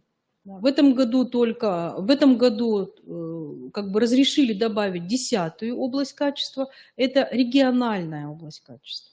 Но мы в настоящее время посоветовались и решили пока ее не брать, потому что и так достаточно много показателей для оценки. Еще раз, 75 показателей, может быть больше даже уже в этом году. Система индикаторов остается оценки та же, то есть 5-бальная шкала и 7 уровней оценки. В принципе, все так же остается. Поэтому здесь есть определенные модели оценивания, да, которые дают нам определенную валидность, так называемую. В концепции мы видим области качества, то есть это образовательные ориентиры, образовательная программа, содержание образовательной деятельности, образовательный процесс, образовательные условия, условия получения с детьми-инвалидами и ОВЗ, о которых я говорила, взаимодействие с родителями, здоровье и безопасность, управление и развитие. Вот 9 областей качества, по которым будет проходить мониторинг. Да? Вот сам мониторинг именно в эти области будет проходить. Как вы видите, и по прошлому году, не знаю, как в этом году получится у нас тенденция, есть как бы небольшие рассогласования с образовательными ориентирами. То есть что это такое, да, как подходить к оценке этих образовательных ориентиров, я думаю, что Татьяна Валерьяновна тоже немножко чуть на этом остановится, чтобы было понятно, какое единое как бы мнение, представление об этой области качества тоже есть. Далее, возвращаемся опять к внутреннему мониторингу. Да? Здесь на слайде представлены шаги, которые необходимо сделать в рамках проведения внутреннего мониторинга. Да? И, соответственно, те формы электронные, вот о которых я первично вам говорила. То есть, прежде всего, это определение состава, да, участников мониторинга. Далее, проведение самооценки своей квалификации, педагога своей квалификации и качества педагогической работы. Проведение внутренней оценки качества реализуемых основных образовательных программ. Проведение внутренней оценки качества дошкольного образования услуг по присмотру и уходу. Далее, проведение внутренней оценки качества услуг по присмотру и уходу по показателям уровня 2. Составление отчетов. То есть далее там идут отчеты, которые необходимо будет рассматривать уже в системе информационной, на информационной платформе. Дальше. И информирование. Вот, коллеги, по поводу информирования. Конечно, в прошлом году, безусловно, те этапы, которые проходят участники, муниципалитеты, да, конечно, необходимо информировать и родителей, и общественность о том, что проходит вот именно такой мониторинг. Безусловно, там, не говоря о результатах, но тем не менее информировать о том, что мониторинг запущен, то, что он проходит, какой этап проходит, сколько участвует участников образовательного процесса. То есть, конечно, для информирования, в том числе, например, родительского сообщества, это тоже очень важно. Далее. Так, это мы уже посмотрели. Видимо, дважды у меня слайд был. Следующий, внешний мониторинг, о котором мы уже говорили, то есть это проведение независимой оценки качества дошкольного образования через запрос родителей. Это работают эксперты на следующем участке работы. Дальше. И формируются определенные отчеты. То есть формируется отчет, который непосредственно уже делает такую раскладочку по всем показателям, да, и, соответственно, выдает нам те баллы, которые там, усредняются по тому или иному показателю. Далее, что нужно заполнить по внешнему мониторингу? Это анкета родителей, отчет о результатах независимой экспертизы, отчет о внутренней оценке качества, экспертная оценка экспертов, да, и оценочные листы по шкалам МКДО. Далее, следующий участок работы – это работа муниципальной системы, то есть работает муниципальный координатор. Муниципальный координатор отвечает за то, чтобы те эксперты, которых вы нам назначили, да, в составе, они все работали, да, на других муниципальных образованиях, либо на своем муниципальном образовании, но не в том детском саду, который подлежит МКДО. Ну и, соответственно, также информационная составляющая за муниципальным координатором. И, безусловно, это агрегация тех отчетов, да, которые непосредственно будут уже иметь место быть, анализ этих отчетов, да, помощь координаторам от дошкольных образовательных организаций. В прошлом году тоже были такие небольшие как бы нарекания на деятельность муниципальных координаторов, что не оказывается помощь. Муниципальные координаторы, уважаемые, помогайте, пожалуйста, тем координаторам от дошкольных образовательных организаций, которые участвуют в мониторинге впервые. Это очень важно и, наверное, необходимо, да, для того, чтобы как бы все сложилось. Что хочется еще сказать, что в единой информационной системе каждый со своей ролью, да, справляется самостоятельно на единой информационной платформе ЕИПе. К сожалению, муниципальный координатор не видит полностью, да, то, что делает координатор дошкольной образовательной организации, если самостоятельно, как говорится, при большом желании и ответственности не зайдет в ваш личный кабинет, да, что тоже у нас было, потому что мы не могли найти данных, и муниципальный координатор под логином и паролем координатора дошкольной образовательной организации заходил в личные кабинеты и, соответственно, контролировал этот процесс. Такое тоже было. Поэтому координаторы дошкольных образовательных организаций, пожалуйста, будьте добры двигаться вместе и не отставать именно по этапам экспертизы. Потому что если вы отстаете и нет информации, я это вижу, какой муниципалитет у нас застрял. Соответственно, муниципальный координатор видит, какой у него детский сад, да, не работает. И вот это все по цепочке двигается. Так, дальше. И информирование еще за муниципальным координатором о той деятельности, которая проходит именно на муниципальном уровне.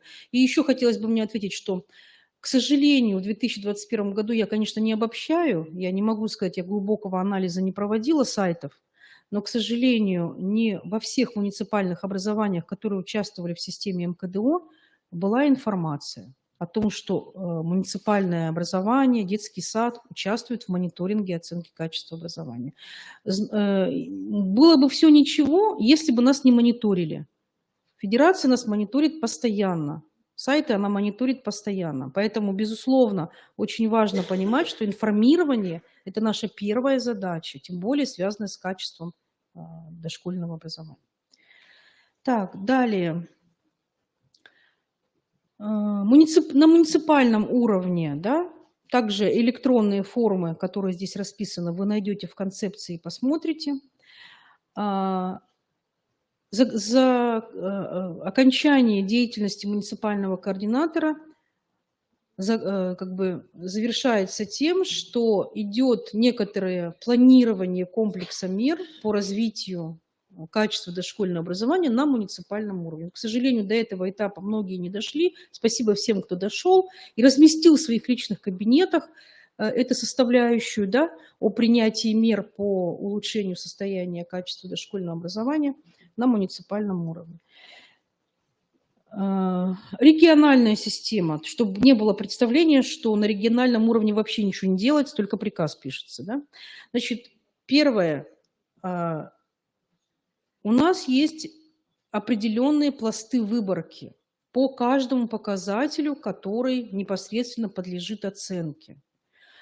Наша задача, конечно, нужна нам, и, наверное, мы ее, ну, дай бог, говорится, здоровья, да, может быть, мы ее осилим в 2022 году.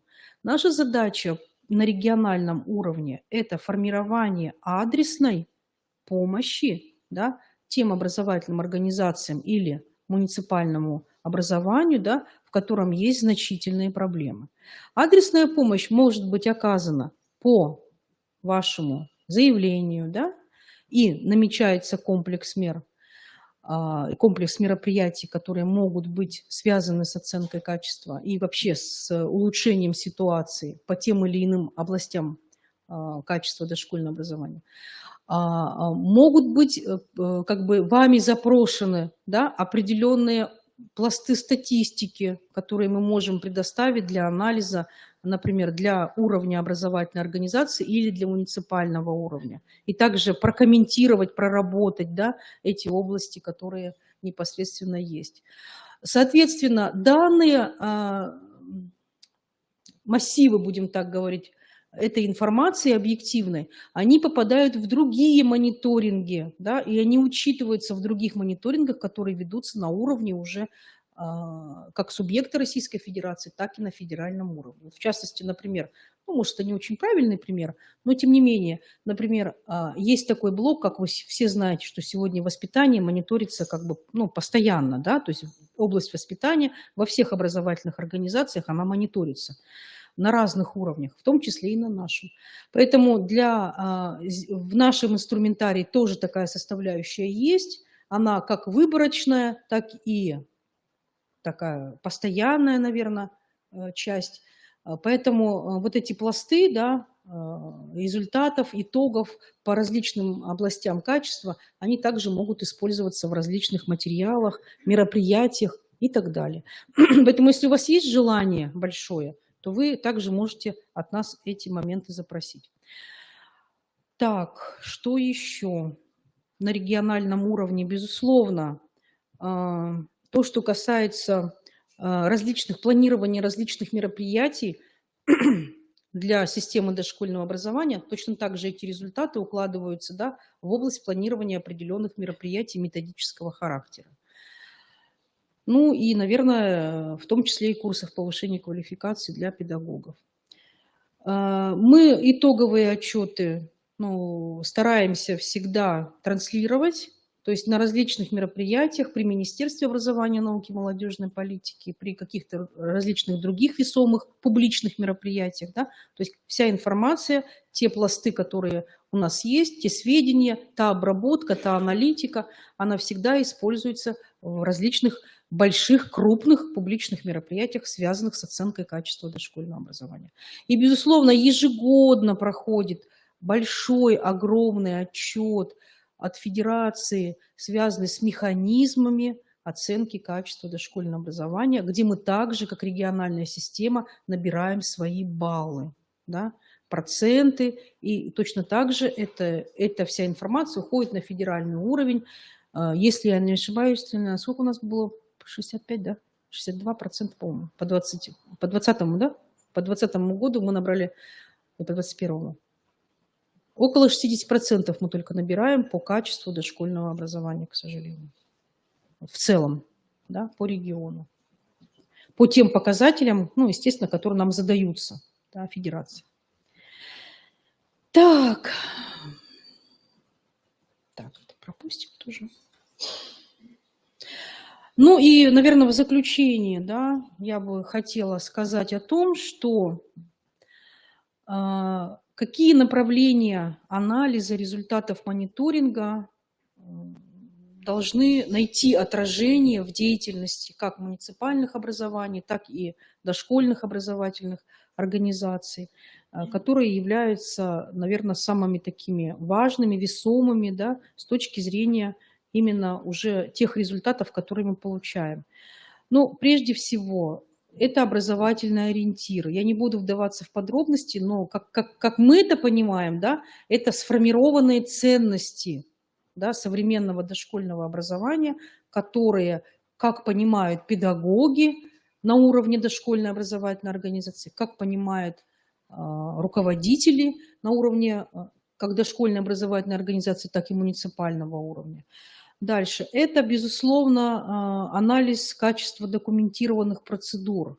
В этом году есть изменения, Татьяна Валерьяновна вам тоже о них скажет, но тем не менее, да, все же мы понимаем, что без документированных процедур, ну, процессы не идут, да.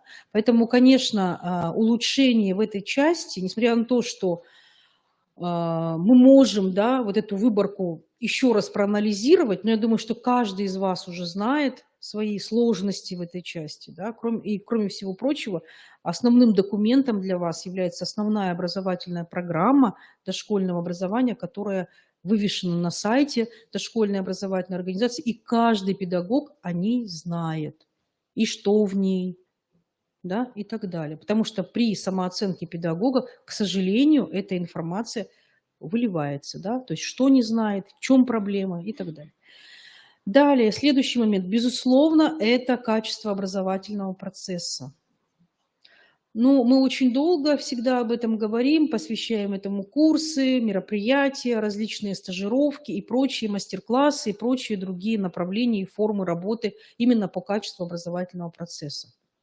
Качество образовательного процесса в тех показателях, которые подлежат оценке, выявляют, да, некоторые сложности. То есть мы только-только вот стараемся перешагнуть наш базовый уровень. То есть есть определенные сложности, поэтому, безусловно, над этим тоже нужно работать. Далее, это анализ качества образовательных условий, включая предметно-пространственную развивающую среду. Ну, в этом году вы знаете, что выходят рекомендации методические по оснащению предметно-пространственной развивающей среды. Все мы писали предложения к этим рекомендациям. Мы писали не единожды уже, чтобы действительно заложился какой-то определенный принцип, модель, да, организации предметно-пространственной развивающей среды, чтобы были требования и характеристики к тем условиям, к оборудованию, да, чтобы они были, ну, как минимум, хотя бы понимаемы и, может быть, приближены к единству. Я думаю, что такие рекомендации выйдут в ближайшее время, и все мы на них уже будем опираться и создавать современную предметно-пространственную развивающую среду. И не будем спорить, нужно ли прибивать шкафы к стене, да, к сожалению. Вот, поэтому ждем этих рекомендаций. Я думаю, что в этом отношении как бы они нам помогут, да, найти хотя бы истину первой инстанции. Дальше, как мы выяснили, что у нас есть сложности все-таки с условиями для организации образовательного процесса детей с ограниченными возможностями здоровья, еще раз и еще раз обращаю на это внимание. То есть если есть сложности, значит нужно понять, в чем они. Раз мы не перешагиваем наш базовый уровень, да? Я понимаю много причин. Нет таких детей, еще что-то и так далее. Но сегодня нет, а завтра будут. Мы же говорим об условиях, а не о детях. Да? Поэтому тут я не буду, тут эта дискуссия большая, я не буду заходить, но сложности есть. Дальше, следующий момент, это то, что касается государственной политики, то есть реализации государственной политики на уровне муниципального образования, то есть те современные направления и тенденции, которые нам трактует сегодня государственная политика, они должны быть отражены в процессе деятельности и найти свое отражение в процессе деятельности и дошкольных образовательных организаций. И не надо думать, что сегодня вышел региональный план по инклюзии, а мы его никак не учитываем. Вот, пожалуйста, вам условия для детей с ОВЗ, а план уже вышел, он подписан. Да? То есть что там? Учитываем ли мы эти составляющие, независимо от того, относится он к дошкольному образованию или нет, это линия государственной политики. Поэтому мы должны это тоже учитывать в своем направлении, это тоже показатель качества.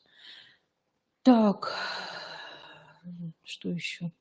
Ну вот, наверное, все. На этот час, наверное, все. Коллеги, ждем от вас вопросы. Еще раз, давайте в сухом остатке резюмирую. Итак, первое. Сейчас у нас с вами подготовительный этап. Что на нем нужно сделать? Еще раз, кто не подал нам сведения, их нужно подать. Я назову, кто не подал. Или не надо, знаете, да? Не буду называть. Знаете, кто не подал сведения. Чтобы этот массив мы загрузили на единую информационную платформу. Загружаем не мы, загружает федеральный оператор. А? Что нужно? Кто не сдал? Сейчас, одну секунду. Чтобы не отрываться, да? Значит, первое – это формирование списков. Второе – это знакомство с сайтом и обучение. Обучение эксперта, муниципального координатора, координатора от дошкольной образовательной организации. До 30 сентября вы учитесь. Все самостоятельно. Получаете сертификат.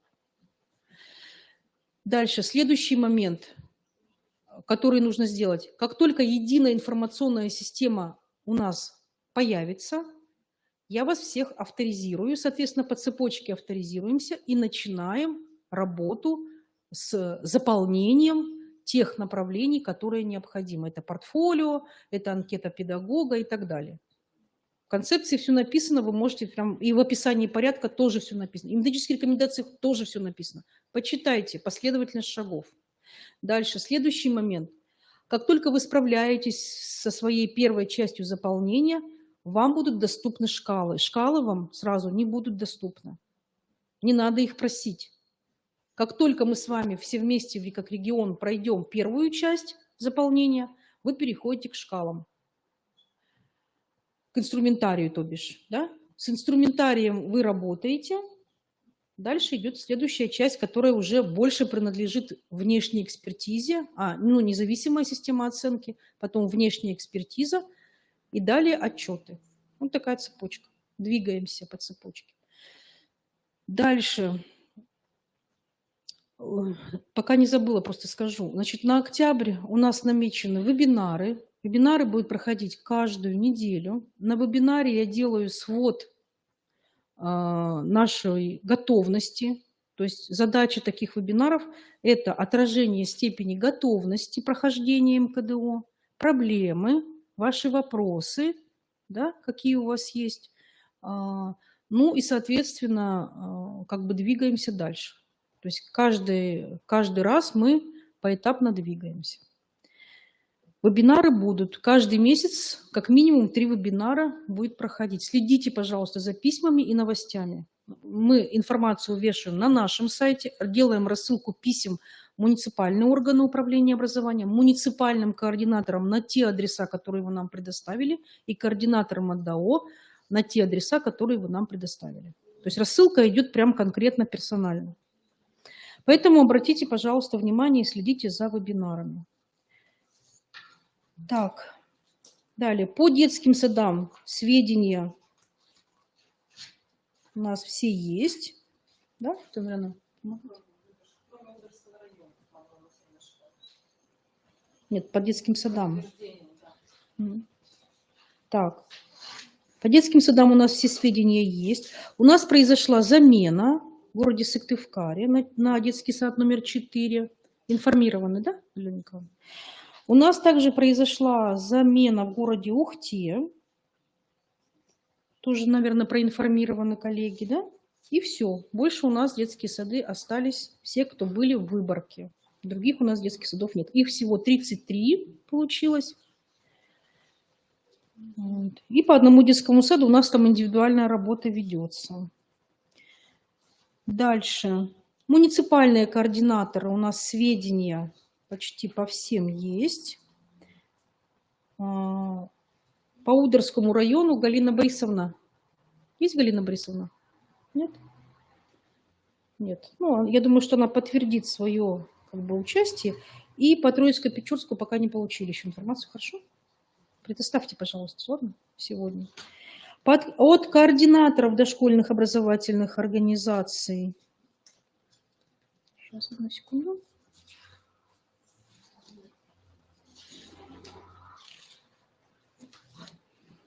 Так.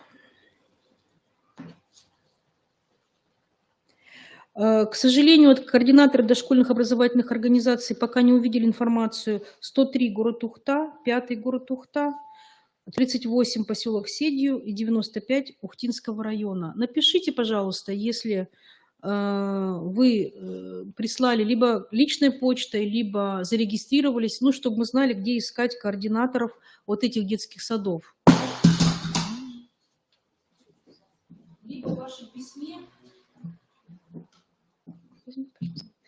в вашем письме, да, вот, то есть где эта информация, чтобы мы знали. И от Троицко-Печорска тоже нет пока информации, да.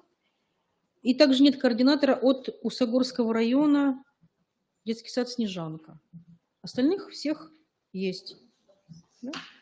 И по экспертам, коллеги, в этом году у нас новые эксперты, вас всех приветствуем, спасибо вам большое, что вы согласились работать в качестве экспертов.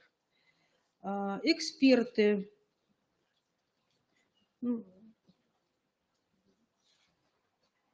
Там наверное, скажет по экспертам. Потому что я тут не совсем понимаю. Да, просто я вчера как раз сделала выборку, поэтому, может быть, мне будет проще. Уважаемые коллеги, по экспертам. Сразу те, кто подали свои кандидатуры. Значит, первый момент. Квалификационная категория ваша. Для того, чтобы вы могли быть экспертом МКДУ, она должна быть не ниже первой квалификационной категории. Вот сразу как бы для себя так обозначьте. Поэтому те, у кого данной категории нет, ну, хотя бы первой, я думаю, что мы, наверное, не сможем рассмотреть вас пока на сегодняшний день в качестве эксперта. Это первый момент. Второй момент, то, что касается экспертов. Значит, есть у нас эксперты, которые работают в том детском саду, в котором будет проводиться исследование. Такого тоже быть не должно. Поэтому муниципальные координаторы тех районов, пожалуйста, еще раз посмотрите и назначьте либо другого эксперта, ну, то есть из другого детского сада, либо тот пул экспертов, который у нас есть, он просто приедет к вам в муниципалитет. Это вот, наверное, второй такой момент. И еще у нас есть неподтвержденные эксперты. Уважаемые коллеги, если вы сейчас нас видите, у нас были в прошлом году 3 эксперта из города Усинска. Пока нет подтверждения по кандидатурам. Остаетесь ли вы в экспертах? Будете ли вы дальше продолжать экспертизу? И, по-моему, такого же подтверждения у нас нет от еще ряда, по-моему, Усть-Куломский район, там Наталья Николаевна, посмотрите, по-моему, Наталья Сергеевна Абдуразакова, я не знаю, будет она, не будет она, да? То есть что, они все остаются? Вот какие-то такие сомнения у нас вчера еще были, поэтому еще раз, лишний раз просто подтвердите своих экспертов, либо опровергните, пожалуйста, те, кто будет принимать участие в экспертизе. Ну и, по-моему, у нас все, да? Такие два таких важных момента по поводу экспертов. Нужно ли там, можно ли еще делать, нужно ли еще делать, я не знаю. Экспертная деятельность, она не очень простая, я вам сразу говорю, поэтому как бы не обольщайтесь. Не обольщайтесь, да? Что это все просто ты пришел, посмотрел, ушел, что-то там написал. Нет, абсолютно нет. Поэтому здесь очень такое взвешенное должно быть решение. Решение, я бы, наверное, первую такую позицию сказала, что экспертом может быть тот человек, который умеет очень аргументированно отстаивать свою точку зрения. Вот если как бы человек это делать не умеет, то лучше не надо. Может быть, будет учиться, конечно. Вот, наверное, так по экспертам, да? Ну и, Светлана Николаевна, вы позволите, наверное, мне, да, еще? Да, я хочу только в заключение еще сказать, коллеги, что, может, вопросы какие-то будут, да? Коллеги, я хочу еще сказать, что по экспертам вы можете еще прислать своих экспертов, вот буквально сегодня, наверное, да? Да, можете. То есть, требования к экспертам прописаны у нас и в концепции, и в прошлом году мы писали, поэтому еще есть возможность у вас экспертов прислать. Но вы должны понимать, что эксперты муниципалитета – это не те эксперты, которые будут работать в вашем муниципалитете. Поймите это правильно. Что бывают такие у нас вопросы, да, и только в очень экстренном случае, там, при каких-то форс-мажорах, да, мы стараемся экспертов там как-то привлечь в какие-то детские сады. Ну да, у нас просто получилось так в этом году, что есть муниципальные образования, в которых, например, МКДУ будет проходить только в одном детском саду, а подают экспертов 3-4 человека. Ну, вы понимаете, да, что в один детский сад выходит только один человек. Значит, если вы будете учиться и вы хотите в этом году быть экспертами МКДУ, значит, ваша, ну, как бы обязанность уже будет выехать в другой муниципалитет. Вот это как бы, чтобы вы просто услышали, я обращаюсь сейчас к тем муниципальным координаторам, которые знают свою ситуацию, которые подают 2, 3, 4 эксперта, хотя на исследование идет только один детский сад. Поэтому, опять же, муниципалитет, наверное, должен взвесить, да, сможет ли он отправить этих экспертов в другие муниципальные образования, будут ли финансирование и так далее, и так далее. То есть это надо сейчас продумать. Если нет, лучше пока откажитесь от этого. То есть откажитесь от экспертов, которые, ну, как бы вы людей обнадежите, да, а получается, что потом они не смогут проявить свою компетенцию. Так у нас было в прошлом году с одним муниципальным образованием. Поэтому у нас как бы были такие уже прецеденты, и вот не хотелось бы. Человек сам отказывался, бывало такое, тоже эксперт. Вот он проходит обучение, он как бы присутствует на наших семинарах, и он отказывается от этой миссии. Поэтому просто вот, ну, как-то надо очень быть взвешенно, хорошо, логически понимать, что будет дальше. Да, еще хочу дополнить, коллеги, уважаемые коллеги, в прошлом году у нас возникли некоторые прецеденты, связанные с тем, что эксперты, ну, как бы все мы понимаем, да, что эксперт, он просто человек, который приходит со стороны, да. Поэтому в этом году мы подумаем, как вот эти отношения юридически как бы узаконить, да, для того, чтобы и у эксперта не было проблем, например, да, с тем, что он приходит в группу детского сада к детям, да, и так далее. Соответственно, и у руководителей образовательной организации не возникало каких-то проблем от родителей, потому что были прецеденты в том плане, что родители возмущаются, почему там человек чужой сидит в ясельной группе, например, да, или в группе раннего возраста.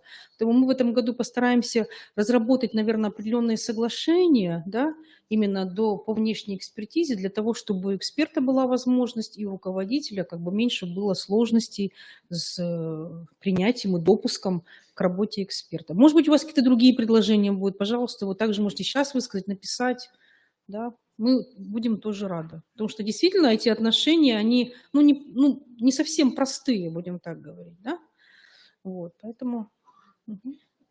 Подождите, не уходите, пожалуйста.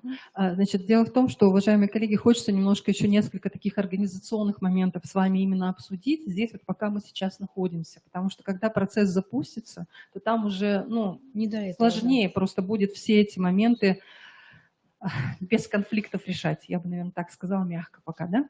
Вот, смотрите, дело в том, что у нас как бы детские сады, которые стали участниками исследования в прошлом году, в позапрошлом году, в этом году, они иногда имеют 2 корпуса, 3 корпуса, да? Иногда 4 корпуса, иногда это одна малокомплектная группа. И вот сразу бы хотелось с вами договориться, Светлана Николаевна тоже, чтобы вместе, да, мы договорились. Дело в том, чтобы как проводится мониторинг, то есть надо всегда понимать, для чего вы это делаете. То есть вы это делаете не для нас, вы это делаете не для галочки, вы это делаете для себя, для развития своего детского сада. Для чего проводится у нас самооценка педагогов? Для того, чтобы потом на основе того, как человек сам себя оценил, как профессионал, да, чтобы потом он сам для себя, и вы ему помогли выстроить вот эту вот программу его профессионального развития. Это ведь не так сложно, но главное, чтобы у человека было желание. Если на человека будут давить, на педагога, и говорить, что ты обязан это делать, да, потому-то, потому-то, потому-то, или если человек подменный воспитатель, и он работает, приходит там изредка на эту группу, и ему с него как бы требуют такую очень серьезную самооценку, то есть вот посмотрите все эти нюансы. Опять же, потом, группа для чего проводит свою оценку образовательной среды? Для того, чтобы сформировать свою траекторию развития. Вот эта группа, младшая, средняя, старшая, разновозрастная, ясельная, неважно какая, она как будет дальше развиваться? Оно что, все останется точно так же, как и было до мониторинга? Вот нам не хотелось бы этих вещей. Детский сад, он зачем вступает в программу мониторинга? Для того, чтобы развиваться, чтобы было развитие, улучшение какое-то. А когда этого не происходит, вот честно скажу, мне иногда жалко свое время и свою жизнь, потому что ты как бы делаешь то, что в принципе никому не нужно. То есть вот сразу вы должны ответить себе на вопрос, зачем вы это делаете, и мотивировать себя, своих педагогов, свою администрацию, свой муниципалитет на то, что мы все идем, мы должны двигаться вперед. Вот как бы хочется так. Мы, глядя на региональном уровне, мы же тоже позиционируем региональную систему дошкольного образования среди Российской Федерации. Нам тоже хочется идти вперед. Ну, вы понимаете, да? Поэтому вот на этот вопрос надо ответить для себя очень хорошо. В связи с чем? Я как бы такую преамбулу рассказала.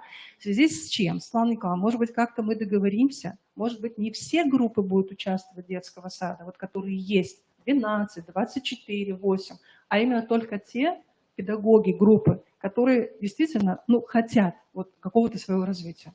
Потому что в прошлом году буквально заставляли педагогов, сами заполняли за них листы самооценки, сами делали оценку. Вот зачем это надо? Вот старший воспитатель почему это должен делать? Вот как-то хочется сразу договориться. Может быть, какое-то послабление, нет? А тогда какой механизм? Вот человек не хочет, я не хочу это делать. Вот как нужно меня убеждать, например, да? Воспитатели не хотят. Там старший воспитатель не хочет это делать. Вот здесь надо как-то продумать, как можно это сделать безболезненно для человека. Я почему так говорю? Мы не знаем внутренней кухни детских садов. Нам и знать это не положено. Но когда ты приходишь на внешнюю экспертизу, ты это видишь, ты это чувствуешь просто всей кожей, что все сделано не так. Или когда ты смотришь в той же единой информационной системе, да, результаты внутренней оценки качества дошкольного образования, ты видишь, что это сделано, знаете, вот механически. Вот проставили 3 балла по всем. Ну как мы не соответствуем стандарту, да? Ну и все. В общем, надо вот здесь подумать. Это первый момент, что мне бы хотелось в дополнение к Светлане Николаевне сказать, и как бы сразу вот какие предложения, если у вас есть, вы как-то вот скажите, может быть, такая ситуация возникнет. И второй момент по поводу оценки. Сразу, это мы перейдем сейчас потом с вами более так, не более подробно, но тем не менее хотя бы, чтобы понимание было. У нас в прошлом году и раньше тоже сложилось, в прошлом году это было так более как бы пока живое воспоминание, у нас сложилась такая вещь, что в принципе мы друг друга не понимали. То есть те, кто проводит внутреннюю оценку качества дошкольного образования, они не понимали, что написано там, в шкалах. Да? Очень много было рассогласований. Эксперты, когда выходили, они не понимали, что в шкалах написано, как проводить оценку, что означают эти термины, эти понятия и так далее, и так далее. Вот такое рассогласование было. Поэтому наше предложение, я сидела, думала, ладно, экспертов мы можем взять на себя, мы можем организовать с ними встречи, обговаривать, да, разговаривать, вот там прошу прощения, область качества, например, образовательная программа. Вот давайте договоримся, обговоримся, что вот это мы все понимаем вот так, не все по-разному. Критерии там, индикаторы все написаны, но все почему-то понимают по-разному. А вот кто будет работать тогда с детскими садами, чтобы это понимание было единое? То есть если мы говорим, например, о свободной игре ребенка, да, вот там у нас игровая деятельность есть, то свободная игра ребенка, это означает, что взрослый в нее не вмешивается никак. Вот какое-то единое понимание должно быть. А это не свободное время, которое остается там с 17 до 18, когда дети хотят чем-то заняться. Он и в 8:30 начинает играть. А взрослый что делает? Он просто выдергивает его из игры. Ребенка, я имею в виду. Понимаете? Вот, чтобы понимание единое было. Если мы говорим о взаимодействии, об участии родителей в образовательном процессе, это означает, что любой родитель вхож в любой момент в эту группу. Вот просто открывает дверь, и он может это сделать, он может войти. Вот мы о чем. То есть и таких моментов очень-очень много. Просто кто это будет заниматься вот этой всей разъяснительной работой, чтобы было понимание, чтобы не было рассогласований, то, о чем говорит Светлана Николаевна, да? Внутренняя высокая, внешняя низкая, вот ровных баллов, когда просто галочки поставили, и все. Вот как бы вот эти моменты, они это в дополнение просто, поэтому это надо все принять как бы решение, то есть зачем вы это делаете, что вам это даст в будущем, и, соответственно, как это можно сделать так, чтобы было комфортно достаточно всем. И родителям в том числе. И за родителей тоже не надо заполнять анкеты, пожалуйста. Это тоже у нас было в прошлом году. Именно заполнение за родителей. Это, вы знаете, вот я как бы не говорю именно про Республику Коми, да? Я общаюсь на уровне Российской Федерации. И отклики об МКДО я знаю именно в том числе и с уровня Российской Федерации. Поэтому тенденции везде единые. И вот очень не хочется, чтобы у нас в республике была эта тенденция. Не хочется формализму, честно говорю, просто не хочется.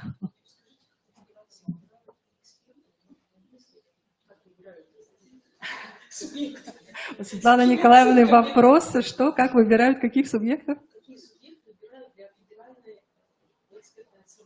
Не могу сказать, не знаю. Да, я поняла. В прошлом году, помимо того, что как бы, ну вот лично я была на экспертизе в ряде детских садов, ну мы с 2016 года ездим во многие детские сады, это действительно очень интересно наблюдать, когда детский сад меняется или он не меняется, все остается или так, или еще хуже.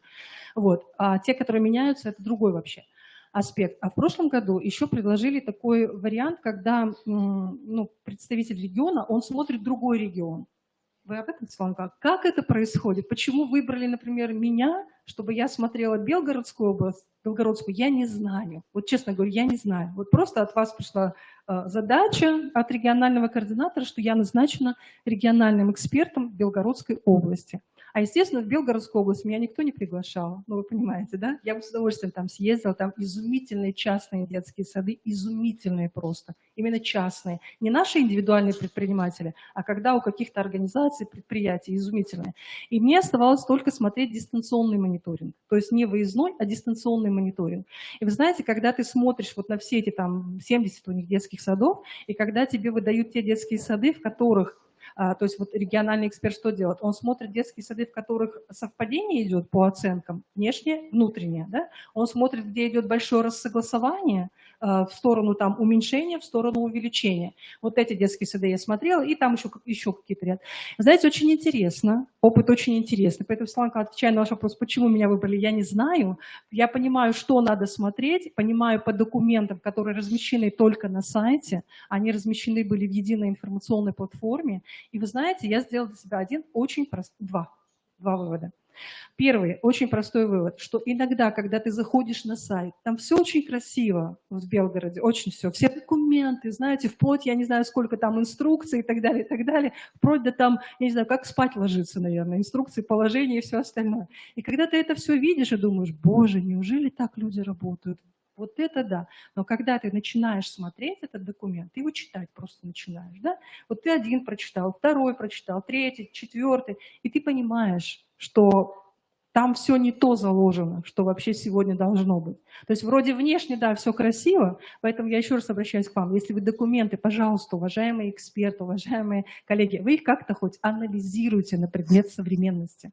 Это первый вывод. И второй вывод я сделала, очень тоже простой, и ну, лично мне, например, как представителю системы дошкольного образования, эта тенденция не очень радует. Частные детские сады, которые находятся в Белгородской области, они почему-то смотрят на государственные детские сады, и они ограничивают, наверное, то, что они могли бы дать детям. То есть если в частном детском саду замечательная среда, замечательные педагоги, да, материально-технические условия там изумительные все, но они точно так же в 9 часов утра начинают занятия по всему детскому саду, да, фронтальные причем, без центров детских интересов, без всего. Но мне становится грустно, потому что все-таки это частный детский сад, у них совсем другая, у них возможностей больше, у них нет там по 30-50 человек в группе, да, у них нет маленьких каморок этих вместо наших групп, когда ты не можешь даже развернуться, и в спальне стоят 30 кроватей. У них этого нет, но они почему-то берут нашу, вот ту старую систему и переносят зачем. Вот такой вывод я сделала, что не надо, нужно как бы больше, наверное, свободы. Поэтому, уважаемые коллеги, если какие-то вопросы есть пожалуйста, сейчас задавайте. Вопросы, предложения. Мы не очень как бы удобно с вами сидим, потому что это только зависит от трансляции. Ну, вы понимаете, да, что можно было развернуться друг к другу и всем как бы поговорить. Потом из нас с вами, ну, разный как бы опыт мы имеем. Кто-то проходил уже МКДО, кто-то не проходил, да, кто-то только координатор детского сада, кто-то эксперт. Поэтому у нас у всех с вами разный опыт, и хочется сказать именно то, чтобы было важно для всех. Поэтому вот вопрос открытый, пока я не знаю, кто будет учить и добиваться такого единого понимания, наверное, того, что в шкалах МКДО именно на муниципальном уровне. С экспертами, я говорю, мы как бы проработаем, проговорим, может быть, какие-то тренинги, форматы там обсуждения сделаем. Но вот, не знаю. Так что муниципальные координаторы потом предложите. Может быть, если нужна наша какая-то помощь по объяснению, разъяснению и так далее, ну, подумаем, как это сделать. Вопросы, предложения, да. Поэтому работа предстоит интересная, она предстоит хорошая, только надо понимать, зачем вы это делаете вместе с вашими педагогами. Светлана Николаевна, а можно, например, вот выйти уже из этой выборки, нет? Нельзя. Из выборки выйти нельзя, поэтому надо продумывать всевозможные варианты мотивации. Но пока, наверное, так, поэтому вы пока думаете, давайте мы сделаем 10-минутный перерыв, хорошо? И мы встречаемся здесь, Светлана Николаевна, подскажите, пожалуйста, через 10 минут, во сколько? 15 минут какого? Второго. В 13:15 мы вас здесь ждем. Спасибо.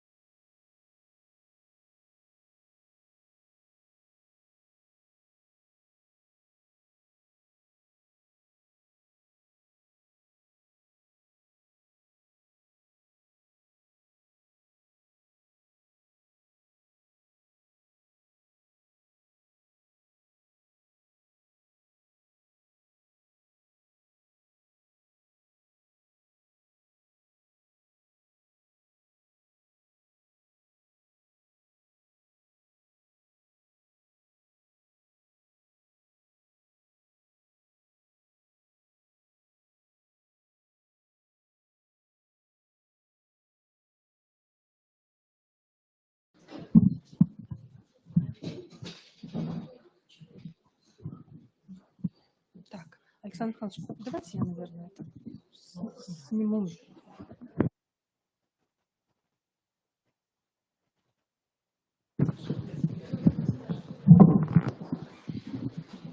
Снять. Нельзя? Да, да.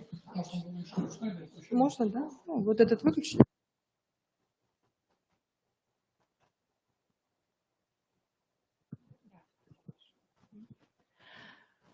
Так, наши ряды поредели, да? Но, тем не менее, да, уважаемые коллеги, я предлагаю просто продолжить. Сейчас будут коллеги тоже у нас подходить, потому что у нас идет прямая трансляция. Естественно, что как бы разговор, он всегда хочется, чтобы был продолжен. Да, спасибо большое, Александр Михайлович, наша группа технической поддержки. Уважаемые коллеги, дорогие наши друзья, сильно глубоко я не собираюсь вас посвящать на данный момент в содержание экспертной деятельности. Мне бы хотелось сказать, наверное, самое главное, то, что важно для всех, и то, что будет понятно абсолютно для всех, и то, что мы пока имеем на сегодняшний день. Хорошо? Договорились? Более глубоко на понимание, для того, чтобы как-то легче, наверное, было в этом году нам проводить оценку качества дошкольного образования, я думаю, что мы будем с вами еще встречаться. Значит, первый момент, о чем мне бы хотелось сказать, и чтобы мы все друг с другом очень хорошо, понимали, все. То есть в процессе мониторинга качества дошкольного образования проводится оценка образовательной среды. То есть не проводится оценка там отдельных документов, да? Не проводится оценка, например, там кадровых условий, материально-технических условий, а именно берется и в фокус вообще разговора или предметом мониторинга является образовательная среда. Это вот чтобы вы понимали. Это в том числе и материально-технические условия, предметно-пространственная среда, и взаимодействие детей и взрослых в этой среде, и кадры, какие работают. Но все это как бы то, что связано именно с образовательной средой. Вы знаете, вот когда вы будете учиться, есть ли среди вас те, кто уже начал проходить обучение? Есть, да? Вот как бы есть. Я его прошла, сразу вам скажу. Как эксперт я уже закончила эти 6 часов, потому что сколько можно каждый год учиться. Вы понимаете, опыт экспертной деятельности с 2016 года. Поэтому вы все эти вещи вы там увидите. Светлана Николаевна абсолютно правильно говорила, что сначала вот наши вам рекомендации, посмотрите концепцию МКДО. Просто вот ее прочитайте, чтобы понять суть вообще того, что вам предстоит делать. Это для тех, кто только вступает у нас в режим мониторинга, для новых экспертов, для новых муниципальных координаторов и для координаторов детских садов. Поэтому все эти вещи, они там есть, но я буду акцентировать внимание только на самое главное. И вот для того, чтобы тоже мы очень хорошо с вами понимали, тот, кто приходит, тот, кто проводит экспертную деятельность, а это будут и ваши педагоги, пусть они экспертизой, как бы, в таком серьезном, наверное, понимании, они заниматься не будут, но, по крайней мере, первую попытку посмотреть на свою деятельность с другой стороны, они как бы этим будут заниматься. Когда воспитать, чтобы мы тоже с вами друг друга понимали, да, то есть педагог, он что делает? Он проводит самооценку своей деятельности, он заполняет определенные электронные таблицы, он отвечает на определенные вопросы и оценивает сам себя. Все. Дальше второй момент, там проходит оценка качества дошкольного образования в группе, то есть оценка образовательной среды группы. Кто это будет делать? Как это будет происходить? Это решать только в каждом детском саду. У вас будет на единой информационной платформе инструкции для всех. Инструкция будет для муниципального координатора, инструктора будет для координатора детского сада, но мне кажется, инструкции можно очень хорошо прочитать, но иногда бывает все не так. Поэтому вам просто надо со своими коллегами в детском саду договориться, как вы будете проводить оценку образовательной среды каждой группы. Кто это будет делать? Это будут делать, вот смотрите, 2 воспитателя работают на группе, да? Вот они самооценку провели, то есть каждый ответил на свои вопросы, там оценил сам себя, все. А теперь надо посмотреть, как вот вообще строится процесс в этой группе. Вот кто? Каждый будет смотреть друг за другом и отмечать. Вот как это у вас будет? Или, например, вы воспитателей оставите в покое, выделите рабочую группу, которая будет включать, например, там старших воспитателей, педагогов, таких очень интересных лидеров, и они будут ходить и оценивать образовательную среду каждой группы. Вот как вы это решите, мне кажется, модель, она может быть абсолютно любой. Главное, помните, то есть смысл, чтобы помочь этой группе дальше развиваться. И вот здесь миссия эксперта, она прописана тоже в обучающем курсе, вам будут о ней рассказывать.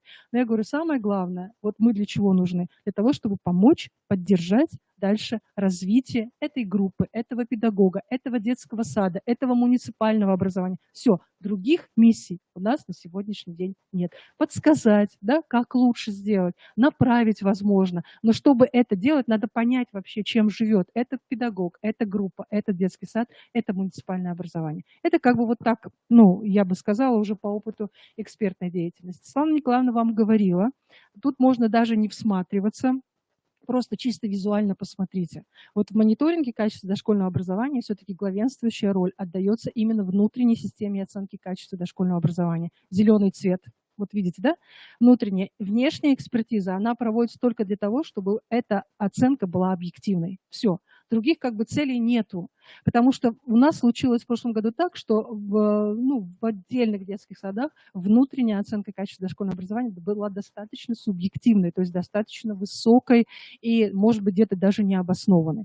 Поэтому здесь все тоже, оно как бы распределено, тут этапы, все очень хорошо написано, то есть внутренняя система оценки качества дошкольного образования, о которой я только что говорила, Светлана Николаевна говорила, включает в себя самооценку педагога и оценку качества образовательной среды в группы. Все. Кто это будет делать, там тоже все на слайде обозначено. Ну, а внешняя оценка, она включает в себя независимую оценку качества образования со стороны родителей и экспертов. Ну, как бы эти вещи все, они еще раз, просто лишний раз напоминаем, да, говорим вам. Здесь все прочитаете. Вот специально делаем скриншоты, специально не делаем как бы презентации, как это полагается, да, красиво. Именно скриншоты, потому что это скриншоты из концепции МКДО, и там все написано. Просто прочитайте внимательно. Что-то непонятно для себя, с карандашиком выпишите. Первый шаг, второй шаг, третий шаг, потому что надо разобраться. Сразу скажу, текст концепции непростой. Вот это как бы мое мнение, да, как он непростой, но его нужно понимать. Несколько раз придется иногда прочитать, понять, остановиться где-то. Воспитатель, мне кажется, воспитателю это очень сложно будет, честно говоря. Поэтому вы посмотрите и достаточно доходчиво объясните, пожалуйста, своим педагогам, чем им предстоит заняться. Много там таких вещей, которые, знаете, не в плане вот последовательности, а в плане, может быть, ненужной информации. То есть то, когда ты проводишь экспертизу, тебе эта информация иногда бывает не нужна. Но вы прочитайте все, посмотрите, переварите эту информацию. Я думаю, что все у вас сложится. Все тоже очень подробно описано, что тут надо делать по внутренней оценке. Ну и я бы хотела остановиться на внешнем мониторинге. Значит, именно то, что связано с экспертной деятельностью, чтобы мы друг друга понимали. Значит, когда все закончится в детском саду, вот все оно завершилось, у вас там будут такие профили качества своего детского сада, вы их все увидите, и детские сады, и муниципальные координаторы, а все очень красивые картинки там будут. Я не стала делать этих картинок, потому что их просто на сегодняшний день нет, зайти в свою старую систему я не могу, и это как бы невозможно. Но профиль качества, он очень красивый по всем 9 образовательным областям, что западает в цвете, что в плюсе, что в минусе, вы это все увидите. Вот когда это все закончится, региональный координатор Светлана Николаевна назначает к вам экспертов. Она уже говорила, что это будет по согласованию, для того, чтобы избежать различных конфликтных ситуаций, там, приятия, неприятия, субъективных каких-то там вещей. И вот как начинает работать эксперт. Уважаемые коллеги, вот здесь предложен тот вариант, который предлагает нам федеральный оператор. На деле, я вам сразу скажу, бывает все не так. Я думаю, что эксперты, которые проходили уже с нами этот путь, они это подтвердят. Но давайте мы посмотрим пока, как предлагается. Значит, сначала начинается дистанционный экспертный мониторинг. То есть эксперт начинает на сайте анализировать все документы, в том числе образовательную программу, в первую даже очередь, я бы так сказала, детского сада, это как бы заочно, то есть знакомиться с тем, какое содержание предлагается дошкольного образования в этом детском саду. Иногда случается так, что ты не один раз возвращаешься к этой образовательной программе как эксперт, потому что ты хочешь понять, почему люди пишут так, а на самом деле происходит все иначе.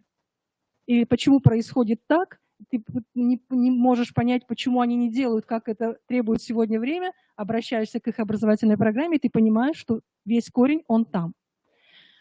Ну, как бы это я еще немножко там поясню. Если что, вы меня спрашиваете, вопросы задавайте. Дальше, после того, как эксперт все посмотрел, вот сразу скажу, уважаемые коллеги, эксперты всегда определяют объем времени самостоятельно. То есть вот дается нам месяц на экспертизу, например, да, и у эксперта 2 детских сада. Он сам определяет, сколько дней ему нужно уделить на 1 детский сад. Это может быть неделя. Вот по опыту говорю, процесс очень сложный. Вот про себя могу сказать. 5 дней уходит на экспертизу одного детского сада от начала до конца. Надо все посмотреть, надо обязательно прийти в детский сад. Потому что вот как и предлагается здесь выездной экспертный мониторинг, да, то есть это когда человек выходит в детский сад.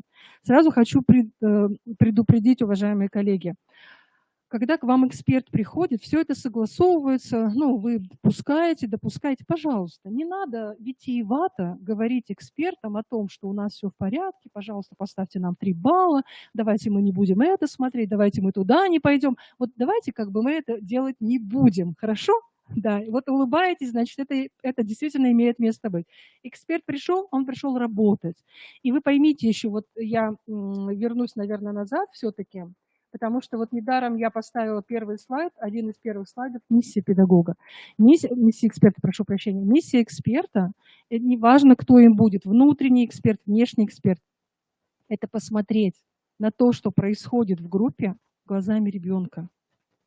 Вот именно встать на сторону ребенка. И каждому конкретному ребенку, вот их 20, 15, 30, ему там хорошо в этой группе, ему там комфортно, вот для него создаются условия, чтобы он проявил свою инициативу, чтобы он сказал свое слово, чтобы его мнение услышали, да? Модное сейчас такое, голос ребенка.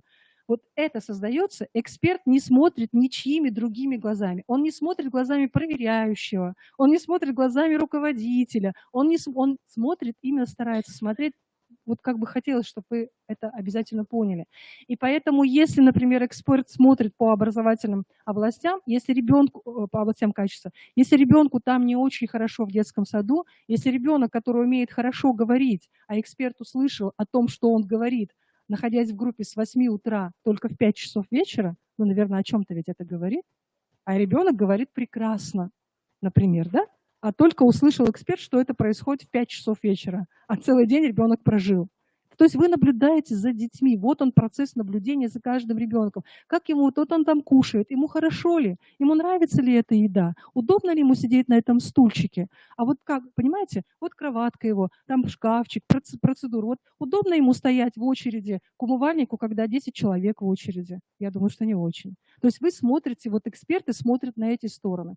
И, уважаемые, да, детские сады, которые будете принимать, пожалуйста, не настраивайте своих педагогов на то, что придут церберы, то, что придут ай-яй-яй, и будут очень сильно показывать, там, чтобы вы все соблюдали, все, что у вас написано там в плане. Нет, мы не смотрим на это. Документы мы уже посмотрели. У нас уже все как бы есть, да? Этап прошел документирование. Мы, когда выходим на вот этот этап выездного экспертного мониторинга, мы смотрим, наблюдаем за деятельностью педагога и за тем, насколько хорошо детям в группе. Все. Это вот так кратко я бы, наверное, сказала. Эмпатия у эксперта должна быть развита очень сильно. Дальше, еще один момент. Я вам говорю то, чему нас учили в свое время как экспертов. Да? Поэтому это такие уже, ну, как модно сейчас говорить, секретики, лайфхаки. Да? Эксперт – это человек, который не пришел в группу и не сел в одно место и никуда не сдвинулся. Вот вы поймите это, да? Эксперт – это человек, который как бы незаметно он ходит за группой. Вот куда группа, туда и он, тихонечко. Эксперт – это тот человек, который не устанавливает контакты с детьми. Я уже говорила, вот с кем мы с экспертами работали в прошлом году, да? Вот чтобы вы тоже понимали, эксперт не помощник воспитателю. Если в группе 25-30 человек, эксперт не обязан помогать, одевать, раздевать, да? Ну, понимаете, а дети, когда они видят постороннего человека, и когда этот человек устанавливает с ними контакт, они бегут к нему за помощью. И тут уже начинается наша профессиональная такая позиция. Ну, как я не помогу ребенку, да? Поэтому эксперт с детьми не контактирует. Его просто нет. Вот как бы его там не должно быть. Поэтому не надо готовить для него стул специальный. Не надо этих вещей. Эксперты – это люди, которые, стоя на стороне ребенка, они смотрят, они все фиксируют себе. Это вот такие моменты, это как бы уже из опыта эксперта деятельности. Там можно много и долго говорить. Я думаю, что с экспертами мы будем об этом отдельно говорить. Но как бы суть она в та. Еще, эксперты не приходят на 1 и 2 часа. Эксперты приходят на целый день. У кого это, возможно, с выездами связано, вот целый день это очень хорошо. Как бы можно там с 7 утра до 7 вечера. Но сразу хочу тоже сказать, уважаемые коллеги, что вот какой стиль в группе работы заложен, неважно, 2 педагога, 3 педагога придут в эту группу, этот стиль будет сохраняться. Вот он будет сохраняться, понимаете? Это можно даже уже не оставаться вечером. Если утром ты как эксперт увидел, что воспитатель с родителями не контактирует вообще никак, не спрашивают у них, не разговаривает, как ребенок себя чувствовал, да? Какое настроение у ребенка, то это же самое можно не дожидаться вечером. То будет то же самое. Он даже не скажет ребенку, как прожил сегодня его ребенок. Просто ребеночек вот так выставится за дверь, и все. Вы сразу думаете, а мы о вовлеченности родителей в образовательный процесс, да, и так далее, и так далее. Поэтому здесь как бы такие вещи, которые, ну, вот каждый выбирает сам для себя. Еще, наверное, в этом году по мониторингу также будет отдельная оценка качества дошкольного образования не только группы, но и детского сада в целом. Сразу хочу сказать, что, может быть, понадобится еще отдельный день для того, чтобы смотреть, что происходит в детском саду. Вот эксперт смотрит группу, оценивает образовательную среду группы, да, а второй детский сад. Вот, например, в прошлом году, по опыту прошлого года, я сразу скажу про себя, мне не хватило одного дня в детских садах. То есть нужно было еще второй, чтобы пройтись по другим группам, потому что там показатели такие. Мы в прошлом году писали предложение, что не надо оценивать детский сад в целом. Потому что, а что оценивать, если в одной группе стиль такой, он не будет другим в других группах, он будет точно таким же. И стиль взаимодействия с родителями, педагогов друг с другом. Это ничего не поменяется. Все группы, они одинаковые в детском саду. Но здесь можно спорить, не спорить, да? Но тем не менее, если вам нужно будет, или эксперту нужно будет еще прийти, чтобы пройтись по другим группам, посмотреть коридоры, посмотреть холлы, посмотреть площадки, да, и так далее, пожалуйста, приходите. Иногда ты выходишь вечером, ты понимаешь, что на территории детского сада темно, вот что вы там увидите? Значит, надо прийти еще один раз. Поэтому я говорю, вот написано вроде второй этап, но когда ты уже формируешь отчеты, экспертный отчет, вот третий, если вы видите, да, по группе, по детскому саду, тебе приходится иногда возвращаться. И хочется, чтобы детский сад был открыт для тебя. Вот хочется. Не так, что, например, там пришла я 5 ноября, да, 6 я прийти уже не могу. То есть вот какая-то гибкость, она вот нужна эксперту, поэтому, может быть, Светлана Николаевна, по неделям надо вот так вот ставить на один детский сад, что эксперт может прийти в любой момент, но предупредив только. Предупредив, например, чтобы посмотреть. Не знаю, подумаем. И дальше, вот здесь, в прошлом году, наверное, это не очень получилось, в силу, знаете чего? В силу того, что у нас все-таки закрытые как бы детские сады в плане внешней оценки. То есть мы все привыкли, чтобы о нас говорили хорошо, что мы работаем хорошо, что все у нас замечательно, да, и какие-то предложения, замечания мы воспринимаем не очень хорошо. Эксперт сразу на разговор обычно никогда не идет. Ну, то есть вот он посмотрел, понаблюдал, да, у вас, не ждите от него обратной реакции, что он сейчас с вами сядет и начнет вам рассказывать, да, что у вас так, что не так и так далее, и так далее. Обычно это все происходит после анализа, то есть после того, как эксперт вбил свои все данные. И вот когда он внесет эти данные, детский сад это все увидит. И он может либо согласиться с этим, либо не согласиться с этим. И сказать, например, там тоже эксперту. И тогда уже надо находить какое-то решение совместное. То есть, например, у нас это есть, а эксперт это не увидел, да? Или эксперт, например, говорит о том, что это есть, а мы даже не знаем о том, что это было. В общем, вот такие дела. Поэтому здесь все очень идет живо, очень подвижно. Почему я говорю? Когда ты ориентирован только на то, чтобы пройти, ну, формально, вот как бы это, ну, совсем немножко другая жизнь. Дальше, уважаемые коллеги, значит, у нас шкал пока на сегодняшний день нету, в доступе я имею в виду, у нас нету, то есть и при обучении вы их не увидите, и в личных кабинетах, поскольку у нас еще нету. Но изменения в этом году следующие. Значит, это как уже заявлено, и кто учится, тот, я думаю, что уже понял. Значит, в прошлом году у нас был один комплект шкал. Он был в таком формате, не удивляйтесь, да. Я почему говорю, экспертная деятельность, эта деятельность, она очень непростая. Вот у нас был один комплект шкал, который мы любезно собрали вот в такой толстенький вариант. Этот вариант очень толстенький, но зато с ним удобно работать. Вот здесь как бы получается шкалы по оценке образовательной среды группы, в которую выходит эксперт. Группа назначается автоматически. Сразу раскрою маленький секрет. В прошлом году, я не знаю, как в этом году, в прошлом году почему эксперты выходили в те или иные группы, наверное, вы задавали себе вопросы, да, почему они пошли именно в эти группы. Это были те группы, в которых было наибольшее рассогласование между самооценкой педагога и внутренней оценкой качества дошкольного образования. И внешний эксперт выходит именно в эту группу. Сейчас говорят, что уже эксперт может сам выбирать ту группу, в которую он пойдет. Ну, по крайней мере, на обучении говорили так. И вот когда у нас были вот такие талмуды, это действительно очень так много бумаги и всего остального, но работать с этим удобно. С этим было работать удобно. Почему? Потому что не было альтернативы. В единой информационной системе не было, нам не разрешалось сначала проводить вот оценку по шкалам. Когда ты приходишь, ты можешь с планшетом прийти, да, и сразу вбивать там свои данные. Вот в единой информационной системе в прошлом году этого не было. Изменит ли не сейчас это, я не знаю, посмотрим. Но это было бы удобнее намного. А вот так, конечно, распечатать, представьте, эксперты 4-5 групп, а вы будете проводить экспертизу, это же все распечатывать надо.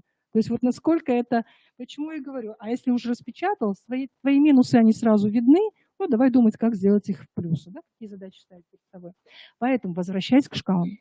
Сейчас, в этом году, у нас будет 4 разновидности шкал. Это хорошо. Мы их еще не видели. Говорю только то, что сама слышала. Первое – это для детей от 2 месяцев до 1 года. Кто будет проводить в группах, у вас будет отдельно. Второй вид шкал – это шкалы для детей от года до 3. Это хорошо, потому что в прошлом году у нас были проблемы. То есть, например, ты смотришь ясельную группу, а у тебя проектно-тематическая деятельность. Я все понимаю, но проекты в первой младшей группе, но они просто нереальны, да, в силу даже особенностей возраста ребенка. Вот. Третья группа шкал – это шкала для детей от 3 до 7. Там как бы вот это. И еще обещали облегченный такой лайт-вариант шкал для разновозрастных групп. Не знаю. Будет, не будет, не знаю, не могу сказать, как бы обещаю.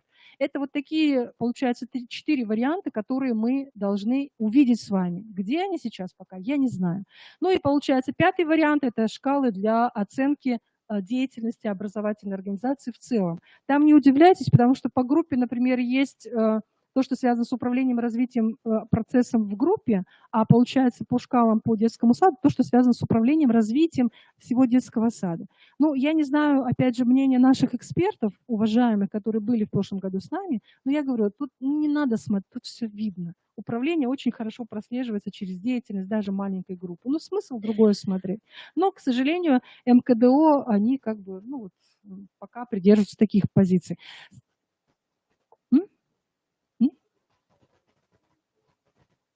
Нет, это... Нет. Первое, это... Нет, тут как бы написано, что вот от 2 месяца до 1... Нет, это лайт-вариант, я думаю, что, не знаю, облегченный вариант, да. Не могу сказать, Светлана Николаевна, это скриншоты с их обучающих семинаров, как они объясняют. Я стараюсь точно так же вам донести. Мы будем, когда получим шкалы, мы еще обязательно с вами соберемся, и вот тогда уже сделаем более предметный наш разговор.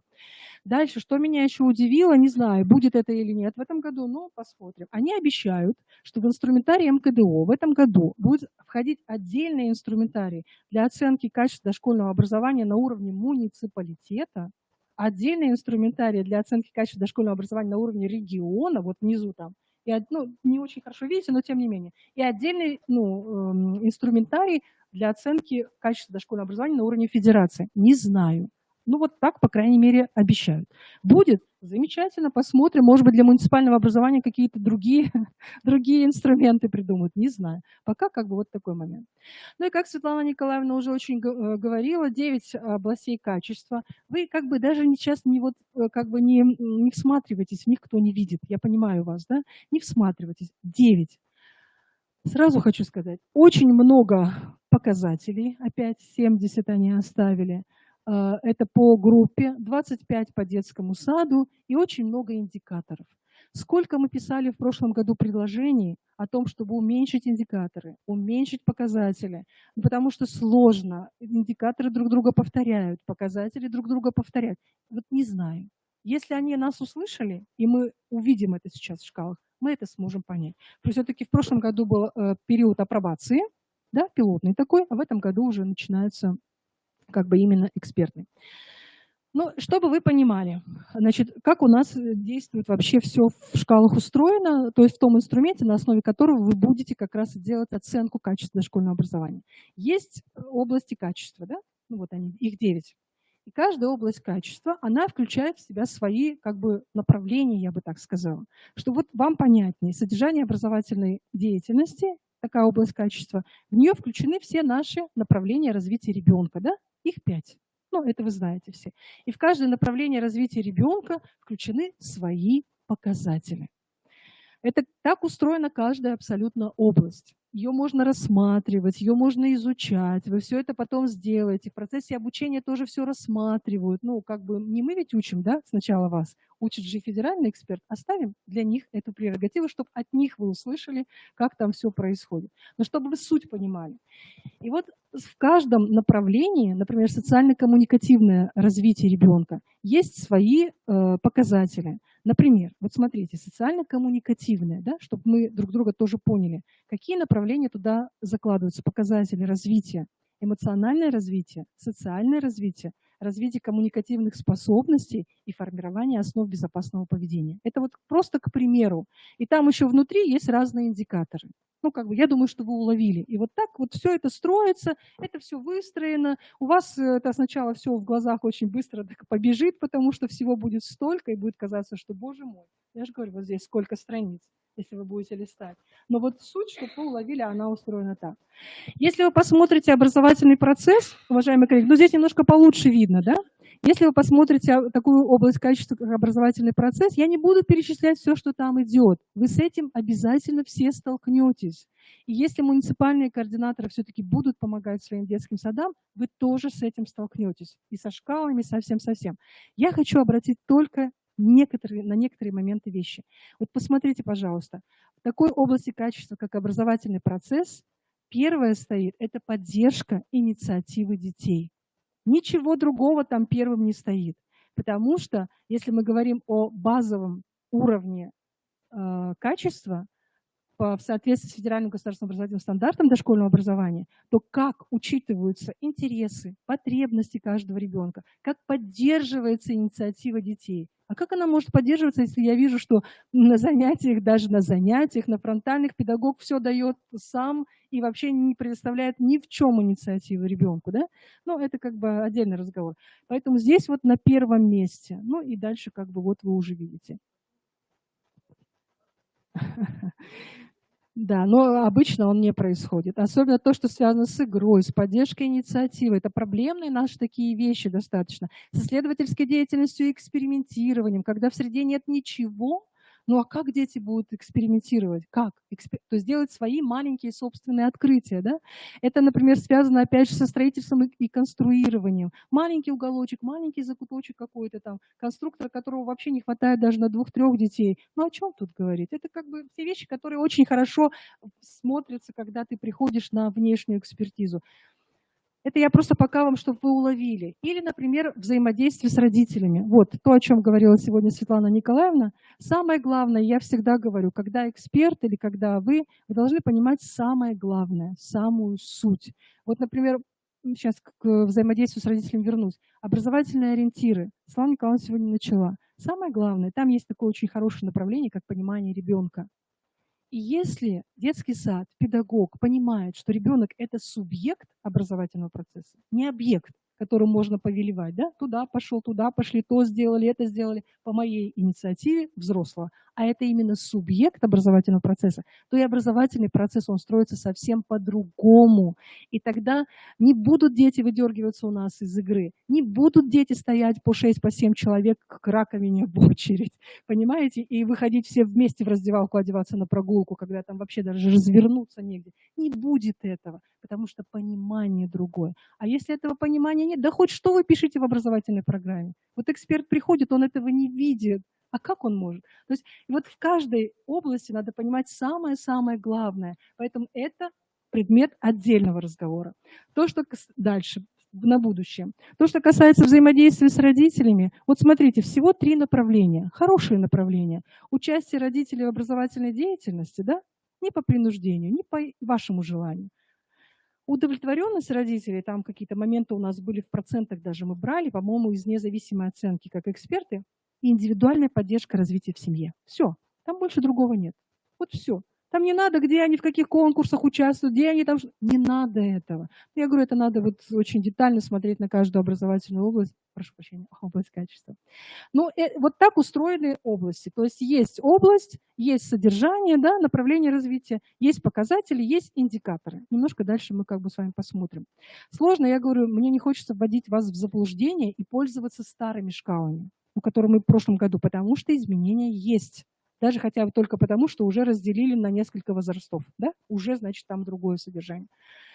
И еще вот я не очень пока поняла у них при обучении, но, по крайней мере, они делают акценты на то, что внешний эксперт, он оценивает в основном документы, в основном деятельность детского сада, ну и внутренний тоже эксперт, и предметно-пространственную среду. Все. Как бы вот, поскольку здесь, видите, речь идет о независимых линиях оценивания, да, то наши вот у экспертов это как бы 3 такие линии. Но это вот модель там увидите, Ирина Евгеньевна вам очень хорошо будет рассказывать про нее от Федосова. Ну и теперь о уровневой системе оценивания, уважаемые коллеги. Если у вас по любой области качества чего-то нет, ну, например, у вас нет адаптированных образовательных программ, да, не надо ставить 0, а надо ставить неприменимо. Вот когда будете оценивать, просто у вас этого нет. У вас нет таких детей, поэтому вы не делаете адаптированные образовательные программы.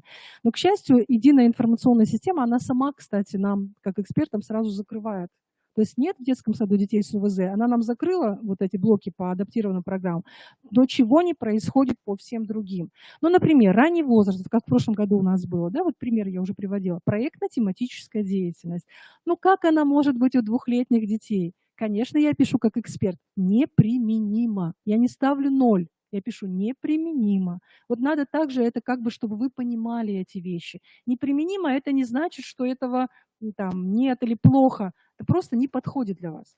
Ну а дальше вот уровни качества, они такие, какие они есть. Можно к ним относиться очень по-разному. Было много критики в наименованиях. Но как бы это не наша с вами задача. Да? Есть 5 уровней качества, и, соответственно, как бы под каждый уровень там есть свои определенные индикаторы. Конечно, надо стремиться к превосходному качеству, но я не знаю, когда мы к нему дойдем. Хотя бы к хорошему качеству, и то можно будет идти.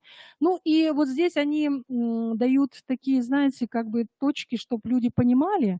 Я вам скажу, как я понимаю.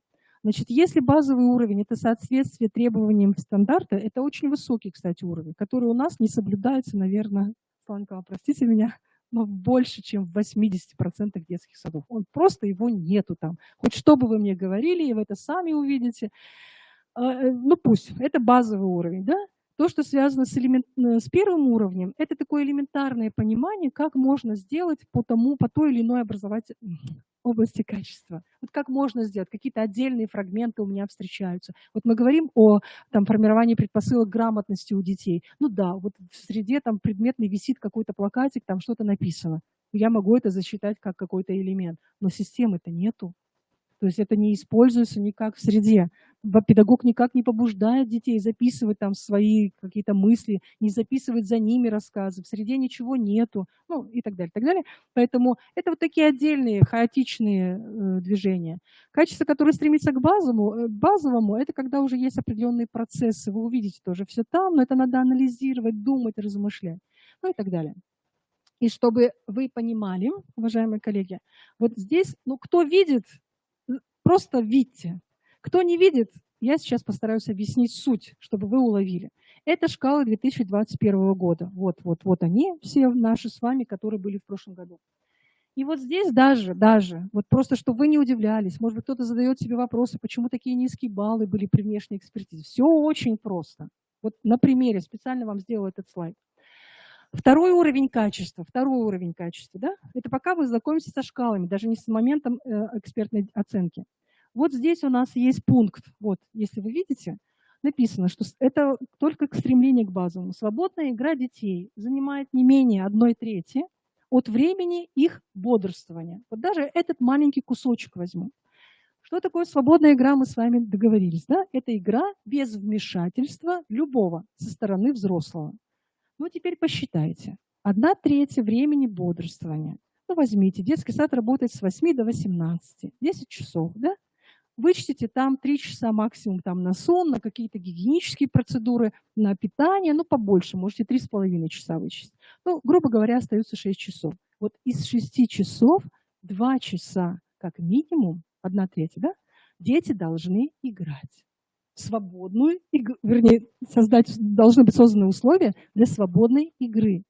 И вы знаете, чем занимаются эксперты? Это хорошо. Вы мне можете сказать, да, у нас в режиме дня есть там время с 17 до 18 свободная деятельность, но это 1 час. Так, да? Да, и эксперты иногда, вот мы начинаем, мы прямо вот я пишу, например, себе, записки делаю вот там, где, вот здесь вот на полях, почему еще удобно вот здесь, ну, можно писать что-то. Я пишу, например, там 8:30, 8:40, 10 минут дети играли.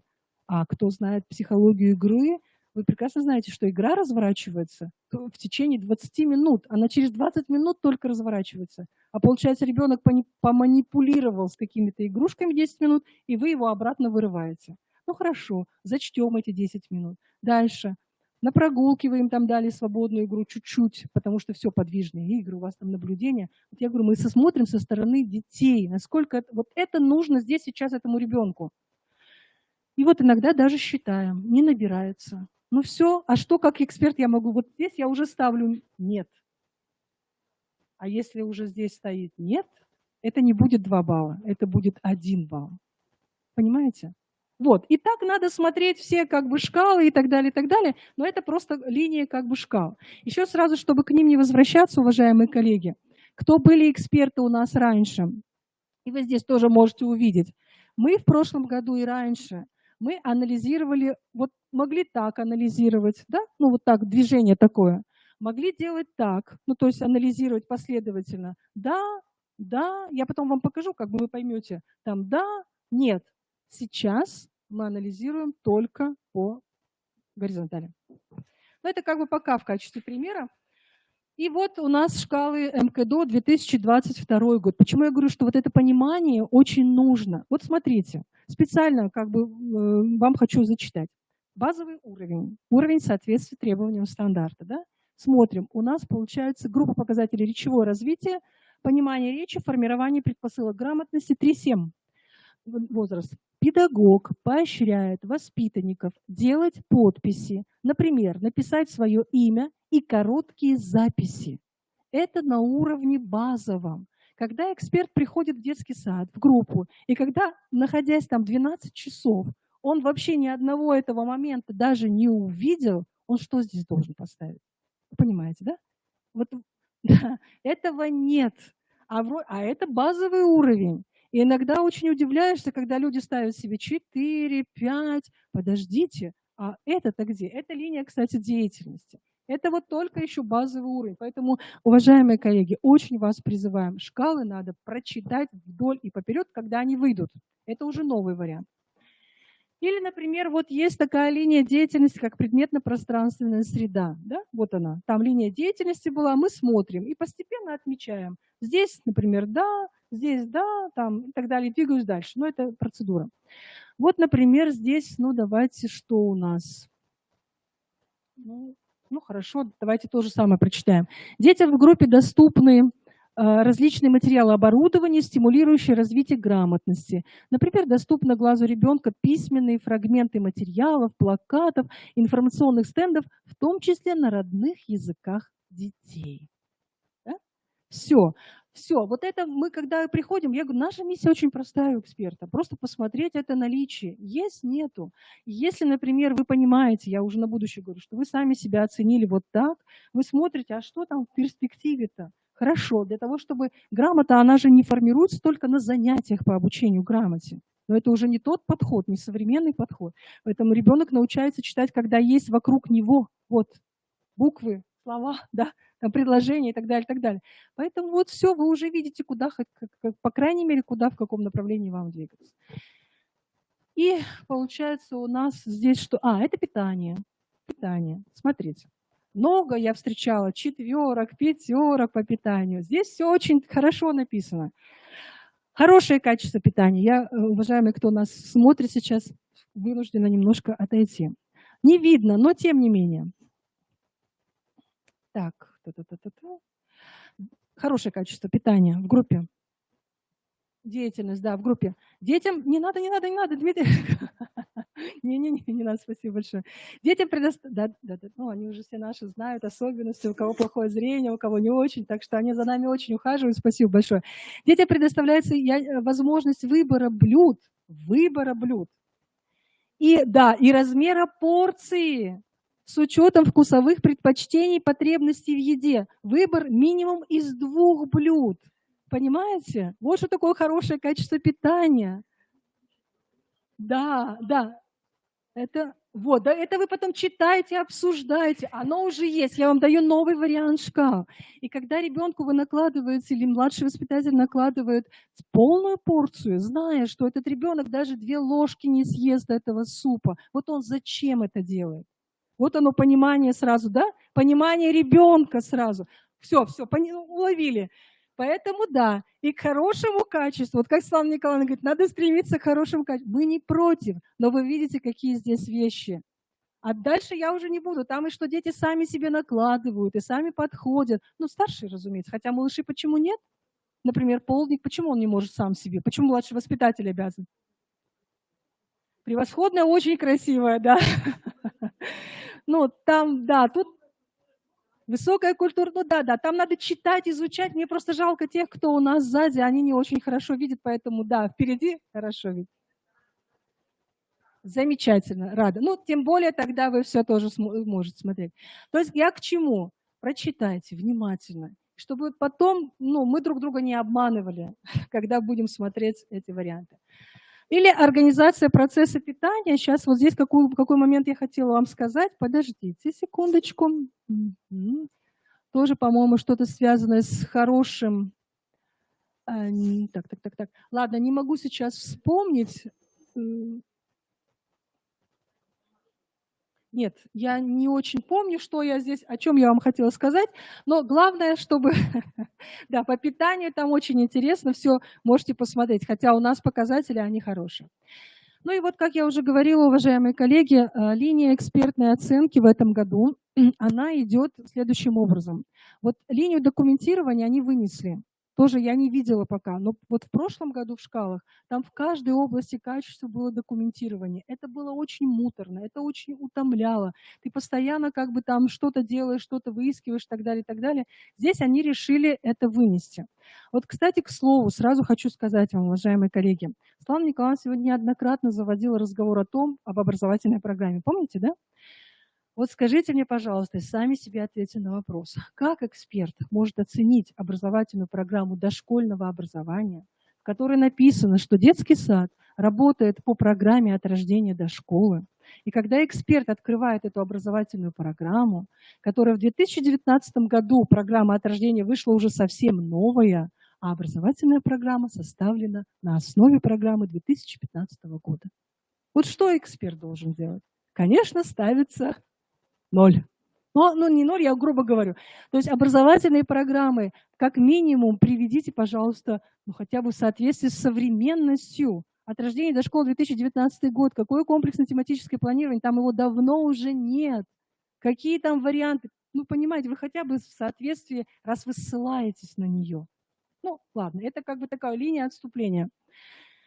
Поэтому здесь вот линии, они оцениваются, каждая линия оценивается отдельно экспертом, и, соответственно, выставляются разные баллы. Вот наглядно, я думаю, что вам понятно, да? Уважаемые коллеги, здесь как бы это материалы обучающего курса, которые вы будете все проходить. Мы уже по нашему опыту вам говорим сейчас, может быть, это преждевременно, но я думаю, что вы вспомните обязательно. Оценивается все последовательно. Раньше, я говорю, мы оценивали вот так, могли так идти, но сейчас мы идем так. Почему они так сделали, мы сейчас с вами даже не обсуждаем. Ну, наверное, так легче. Вот мы оценили, здесь плюсик поставили. Ну, то есть, да, это есть, это мы увидели. Увидели, все, наблюдается. Здесь плюсик, вот они все плюсики ставят. Здесь нормально. Вот смотрите, на примере даже здесь. Если вы уже здесь хотя бы поставили один минус, вот здесь, дальше-то вы зачем идете? Дальше не надо идти. Вот сюда, ну не надо. Вам система, она потом сама, но вы дальше не ходите, не надо. Почему я об этом говорю? Потому что я встречала следующий вариант при внутренней оценке. Например, оценивают плюс, плюс, плюс, минус, плюс и ставят 5. Ну как? Так не может быть, если все. И вот так же каждая линия оценится, поэтому они здесь вам уже показали, видимо, ну как эта система дает, но в шкалах, конечно, это немножко не так. Все. Но вот вы заметили, если мы сейчас будем говорить про общую оценку, то, например, вот смотрите, по внутренней оценке качества документирования деятельности детский сад сам себе поставил. Он поставил 3 балла. Да? Вот наверху у них показано. А эксперт приходит, и он видит, что вот 3, вот здесь 2 и 3. Ну, теперь скажите, а эта оценка будет совпадать с экспертной оценкой детского сада? Кто проходил, знает, не будет. Потому что здесь сразу берется самый минимальный балл. Вот оно, рассогласование начинается, все. То есть эксперт вот этого не увидел. Здесь 2 балла идет у эксперта. Ну, будете учиться, как бы я говорю, это все в практике. Так, ну и вот здесь, я так понимаю, что это уже нам представлен именно формат экспертного листа, электронного экспертного листа. Вот тут тоже заполняется все. Ну, я пока взяла по предметно-развивающей среде, что там музыка, музыкальное творчество. Самый высокий балл пока стоит у них, да, все оценивается. Здесь как бы все это поймете. Поймете все, как бы продумаете. Ну и вот то, о чем я уже вам говорила. То есть если здесь хотя бы 1 нет, то баллы ставятся так. Ну и еще что меня удивило, ну здесь по всем 3 линиям тоже. Вот смотрите, какие высокие, да, баллы? Ну как бы вроде хорошее качество. Ну не бывает такого. Если есть хотя бы нижняя граница, нижняя и ставится. Поэтому, когда вы пишете «неприменимо», вы дальше вообще уже ничего не оцениваете. Да? Ну и еще один момент, который я немножко как бы ускоряюсь, да, потому что разные есть тому причины. Еще один момент, которого не было в прошлом году. И я так понимаю, что они сейчас будут настаивать, и это правильно, когда эксперт, он дает свои комментарии. Не просто там проставил баллы, вот как здесь, да? Все, 2 у меня получил, у вас итоговый балл. Вы это видите, извините меня. Давайте комментировать. Поэтому эксперты еще будут комментировать, а что нужно изменить, что нужно поменять. Я, конечно, прочитала это все и думаю, ну, это невозможно в информационной системе сделать, потому что там окошечки очень маленькие, ты не видишь, что ты печатаешь там. Ну, я как эксперт знаю сама, да. Это очень, то есть, ну, уследить. Может быть, я не знаю, надо подумать, как это сделать лучше. Но опять же, вот смотрите, эксперт столько времени будет тратить, да, писать вам рекомендации эти все. А детскому саду это не надо. Вот почему я и начинаю с самого первого. Зачем вам это нужно? Если для развития, мы вам поможем. А если не для развития, а зачем мы тратим драгоценное время жизни у друг друга? Так, и вот тут тоже вот хороший такой момент есть. Рекомендация, это все рекомендация от эксперта. И вот прям тут конкретные такие рекомендации. Я понимаю, что такой стиль будет на всех уровнях соблюдаться. То есть на уровне детского сада эксперт пишет, да? На уровне муниципалитета эксперт пишет, на уровне регионов. В прошлом году этому не очень много внимания уделялось. Ну, провели, средний балл вывели, да? А сейчас вроде как рекомендовать, и тогда, возможно, муниципальному координатору будет легче составить программу развития своего муниципалитета на основе этих предложений. Почему мы говорим, эксперты должны быть очень такими грамотными, ну, хорошими, такими сильными очень профессионалами. Светлана Николаевна говорила, вы не пугайтесь, для каждого из вас будет своя инструкция, все прочитайте, вот прям все вам расскажут в этом обучающем семинаре, что вам нужно делать, прям шаги все покажут, я вам это показывать не буду, шаги, там все, это без, ну, как бы просто пролистаю, что вы делаете, как вы делаете, и так далее, так далее, так далее. Лучше, если что, потом вопросы какие-то определенные зададите. И по поводу отчетов. Отчеты формируются автоматически. Отчеты вы сами не пишете. Вот все, что вы вбили, профиль качества, там посмотрели, все свои баллы вбили, комментарии, у вас потом система все формирует в единый отчет. Эксперт. И эксперт уже потом что-то там может добавить, может комментировать и так далее, и так далее. И вот этот экспертный отчет сначала, ну как бы такая, как вам сказать, рабочая версия, это он уходит сначала в детский сад. Координатор детского сада открывает, смотрит, падает в обморок или наоборот не падает в обморок, да? И, соответственно, да, и вот здесь вот можно рассогласование посмотреть сразу. То есть на каком основании сделано так. В прошлом году у нас это не получилось. Детские сады не очень охотно шли на обратную связь. Может быть, обижены были, может быть, еще что-то. Не знаю, не хочу даже. Это субъективные такие. Но мне кажется, для конструктива, для развития, ну, надо как-то друг с другом потом, наверное, поговорить. И потом уже, когда все готово, уже все, эксперт нажимает кнопочку, что экспертный отчет готов, и сообщает региональному координатору, что он свою миссию выполнил на этом. Так, ну и да, это все там тоже указывается. Ну и Светлана Николаевна немножко попросила про обучение рассказать. Значит, уважаемые коллеги, я все понимаю, что вот те, кто к нам в этом году подключился, те как бы, ну, выше уровня начинающего эксперта подняться сейчас пока не смогут. Да, вот сейчас, в данный момент. Там они градацию эту ввели только в этом году. С какой целью? Не могу сказать, не знаю. Домыслы свои как бы не хочется до вас доводить. И дальше, получается, есть старший эксперт, есть ведущий эксперт.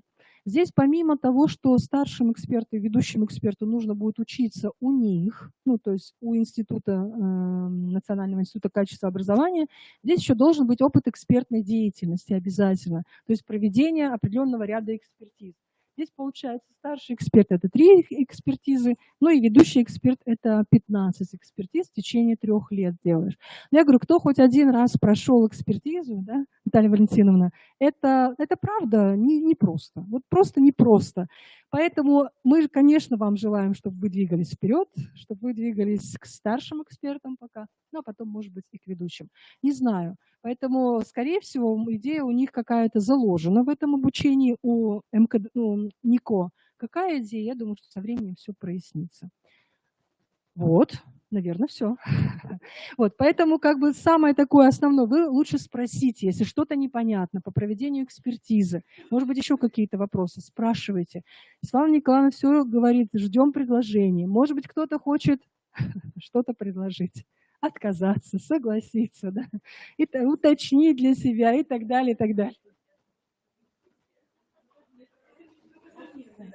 Как сделать лучше, да, вот какие-то вещи. Поэтому, уважаемые коллеги, уважаемые те, кто будет проводить внутреннюю экспертизу качества дошкольного образования у себя сначала в детском саду, давайте дождемся шкал.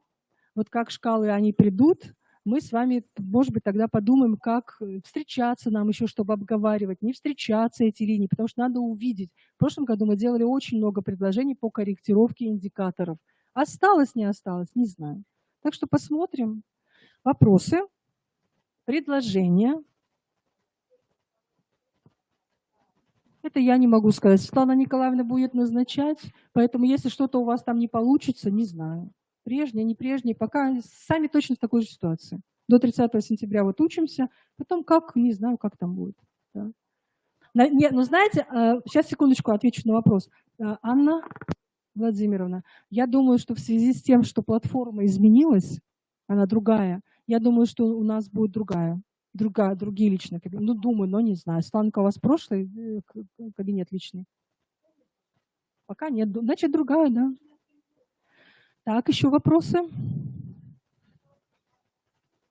А зачем она вам нужна? Это все в процессе обучения. Вот когда вы учиться будете сейчас до 30 сентября, да, там как бы все эти презентации, они у них есть. Я просто выбрала самое такое важное, поэтому у вас там все будет. Все в доступе. А если как бы нужно будет запись, потом мероприятие, да, есть, конечно. Так, еще что? Да.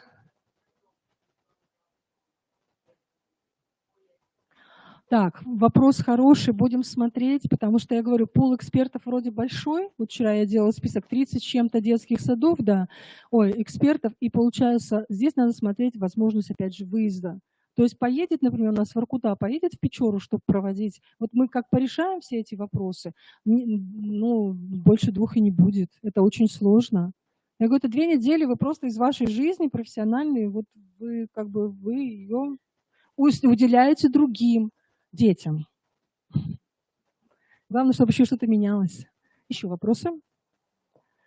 Пожелания, предложения, мнения, впечатления. Не стесняйтесь. Нам с вами теперь 3 месяца работать бок о бок с каждым. Представляете? Ну, я имею в виду нам в целом. как бы вот Светлана Николаевна как региональный координатор, да? Что, как, что смущает, что нравится, что не нравится. Понимаем, что есть кадровый дефицит, он везде есть кадровый дефицит. Вот давайте беречь друг друга и как-то думать, действовать. Вот тут в перерывчике у нас стал вопрос о том, что я уже тоже думала, а если нет такого, так сказать, стабильного доступа в интернет, да? Если педагоги не умеют пользоваться, например, там, компьютером, ну, бывает ведь тоже такое. Представляете, какое уже приращение для этих даже педагогов, если он внесет свои данные. Ну, а экспертам я желаю вдохновения. Я думаю, что мы с вами будем собираться обязательно, обсуждать. Новые эксперты, не пугайтесь. Деятельность, она интересная, хорошая, но главное правильно расставить акценты. Коллеги, я еще дополню перед заключением. Подождите, не уходите. Значит, Татьяна Ульяновна, большое спасибо. Да? Ну, как бы вы уловили вот эту вот линию деятельности. Ой, значит, хочется сказать, что по экспертам. Первое. Вы видите, что в этом году такая серьезная градация. Да? Мы, как и в прошлом году, и то, что касается экспертов, снисхождения никому делать не будем, потому что считаем, что каждый должен погрузиться в эту воду и пройти ее, да? Мутную вот эту воду, но ее пройти надо. Значит, то, что касается, то есть начинающий эксперт в этом году работает на таких же началах, как и все другие эксперты. Дальше, следующий момент. Старший эксперт уже сейчас может учиться на программах 72 часа и получить сертификат при сдаче итогового теста. Значит, но это обучение на старшего эксперта, оно, к сожалению, платное. Поэтому, если у кого-то есть желание, возможности, да, муниципалитеты считают, что им нужны старшие эксперты, потому что это будут люди, которые будут работать в расширенном масштабе, будем так говорить, то вы можете прислать нам заявки. Следующий момент. По обучению старших экспертов, надеемся, по крайней мере, мы получили такую информацию, что наш институт будет являться как бы головным учреждением, даже неправильно сказала, базовым учреждением по обучению по северо-западу. Поэтому если у нас будет такая возможность и все сложится, то мы постараемся первыми выучить наших старших экспертов. Те, кто работают с нами уже второй год. По желанию, конечно, безусловно. Это то, что касается обучения. Следующий момент. Татьяна Валерьяновна сказала вот о таких серьезных талмудах. Да? Поэтому я постараюсь с руководством нашего института, с ректором переговорить на эти темы и при подготовке к внешней экспертизе, да, определить время для того, чтобы, если это кому-то необходимо, не в очень большом количестве, конечно, но заказать через нашу типографию. Это не обещаю, да, но постараюсь это сделать, потому что все мы понимаем, что как бы есть сложности. Но, тем не менее, рекомендую муниципальным координаторам все-таки помочь экспертам, да, вот каким-то образом тоже выйти с вот таким вот багажом, потому что действительно, Татьяна правильно говорит из опыта работы, что вот так работать оно гораздо интереснее и проще. Кроме того, мы всегда к этому можем вернуться, и если у нас есть проблемы, ошибки, да, мы можем свериться и так далее, что-то изменить. И последний момент, который бы мне хотелось еще сказать, это то, что, безусловно, в работе в единой информационной системе до того, как вы будете закрывать и агрегировать свой отчет как эксперты, как по внутренней экспертизе, так и по внешней экспертизе, пожалуйста, еще раз все внимательно проверьте, да, чтобы, поскольку все это будет выходить в необъективность, вот сейчас я вам скажу, чтобы вы меня правильно понимали. Если необъективка будет выявлена, да, то значит к вам придут еще эксперты. Это нужно прям сразу понимать. Потому что в прошлом году у нас была необъективка, и, соответственно, мы обязаны будем проверить, да, то есть объективность внесения тех данных. Так делается любой мониторинг, не только наш, да. То есть мы стараемся, чтобы корреляция шла к минимальному значению, да, которое установлено как медиальное значение. Значит, это следующий момент. И еще последний момент. Уважаемые коллеги, обращаюсь к вам ко всем. Мы не хотим слышать о том, что у нас нет времени, нет кадровых ресурсов, нет возможности, что наши педагоги не владеют компьютерами и так далее. То же самое мы можем сказать и вам. Мы тоже работаем не по одному направлению, а по нескольким, да, и у нас тоже время дорого. Поэтому давайте мы всеми силами все-таки постараемся вот, аккумулировать эту работу, да, и сделать ее полноценной. Еще раз, для чего мы собираться будем на вебинарах? Первое, для того, чтобы мы вместе двигались, да, и видели, кто отстает, кто не работает, кто, как говорится, двигается не в том направлении, в каком бы нужно, да, и так далее. Это первая наша задача. И вторая наша задача – это разбор проблем, которые у вас существуют. Поэтому прошу вас не инертно относиться, да, а все-таки задавать вопросы, писать, в вебинарах общаться с нами и так далее, и так далее, и так далее. Вот, наверное, все. Да? Коллеги, есть вопросы еще? Очень вас благодарю, что вы пришли, приехали, послушали, потому что очень важно услышать, еще раз повторяю, из первых уст, потому что всегда это очень важно. Вот. Большое вам спасибо. Наверное, на этом все. Наш адрес в доступе, мы в доступе. Пожалуйста, обращайтесь в любое время. Индивидуально можно оставаться, задавать вопросы. Всем остальным до свидания, с наступающим профессиональным праздником. Всего доброго.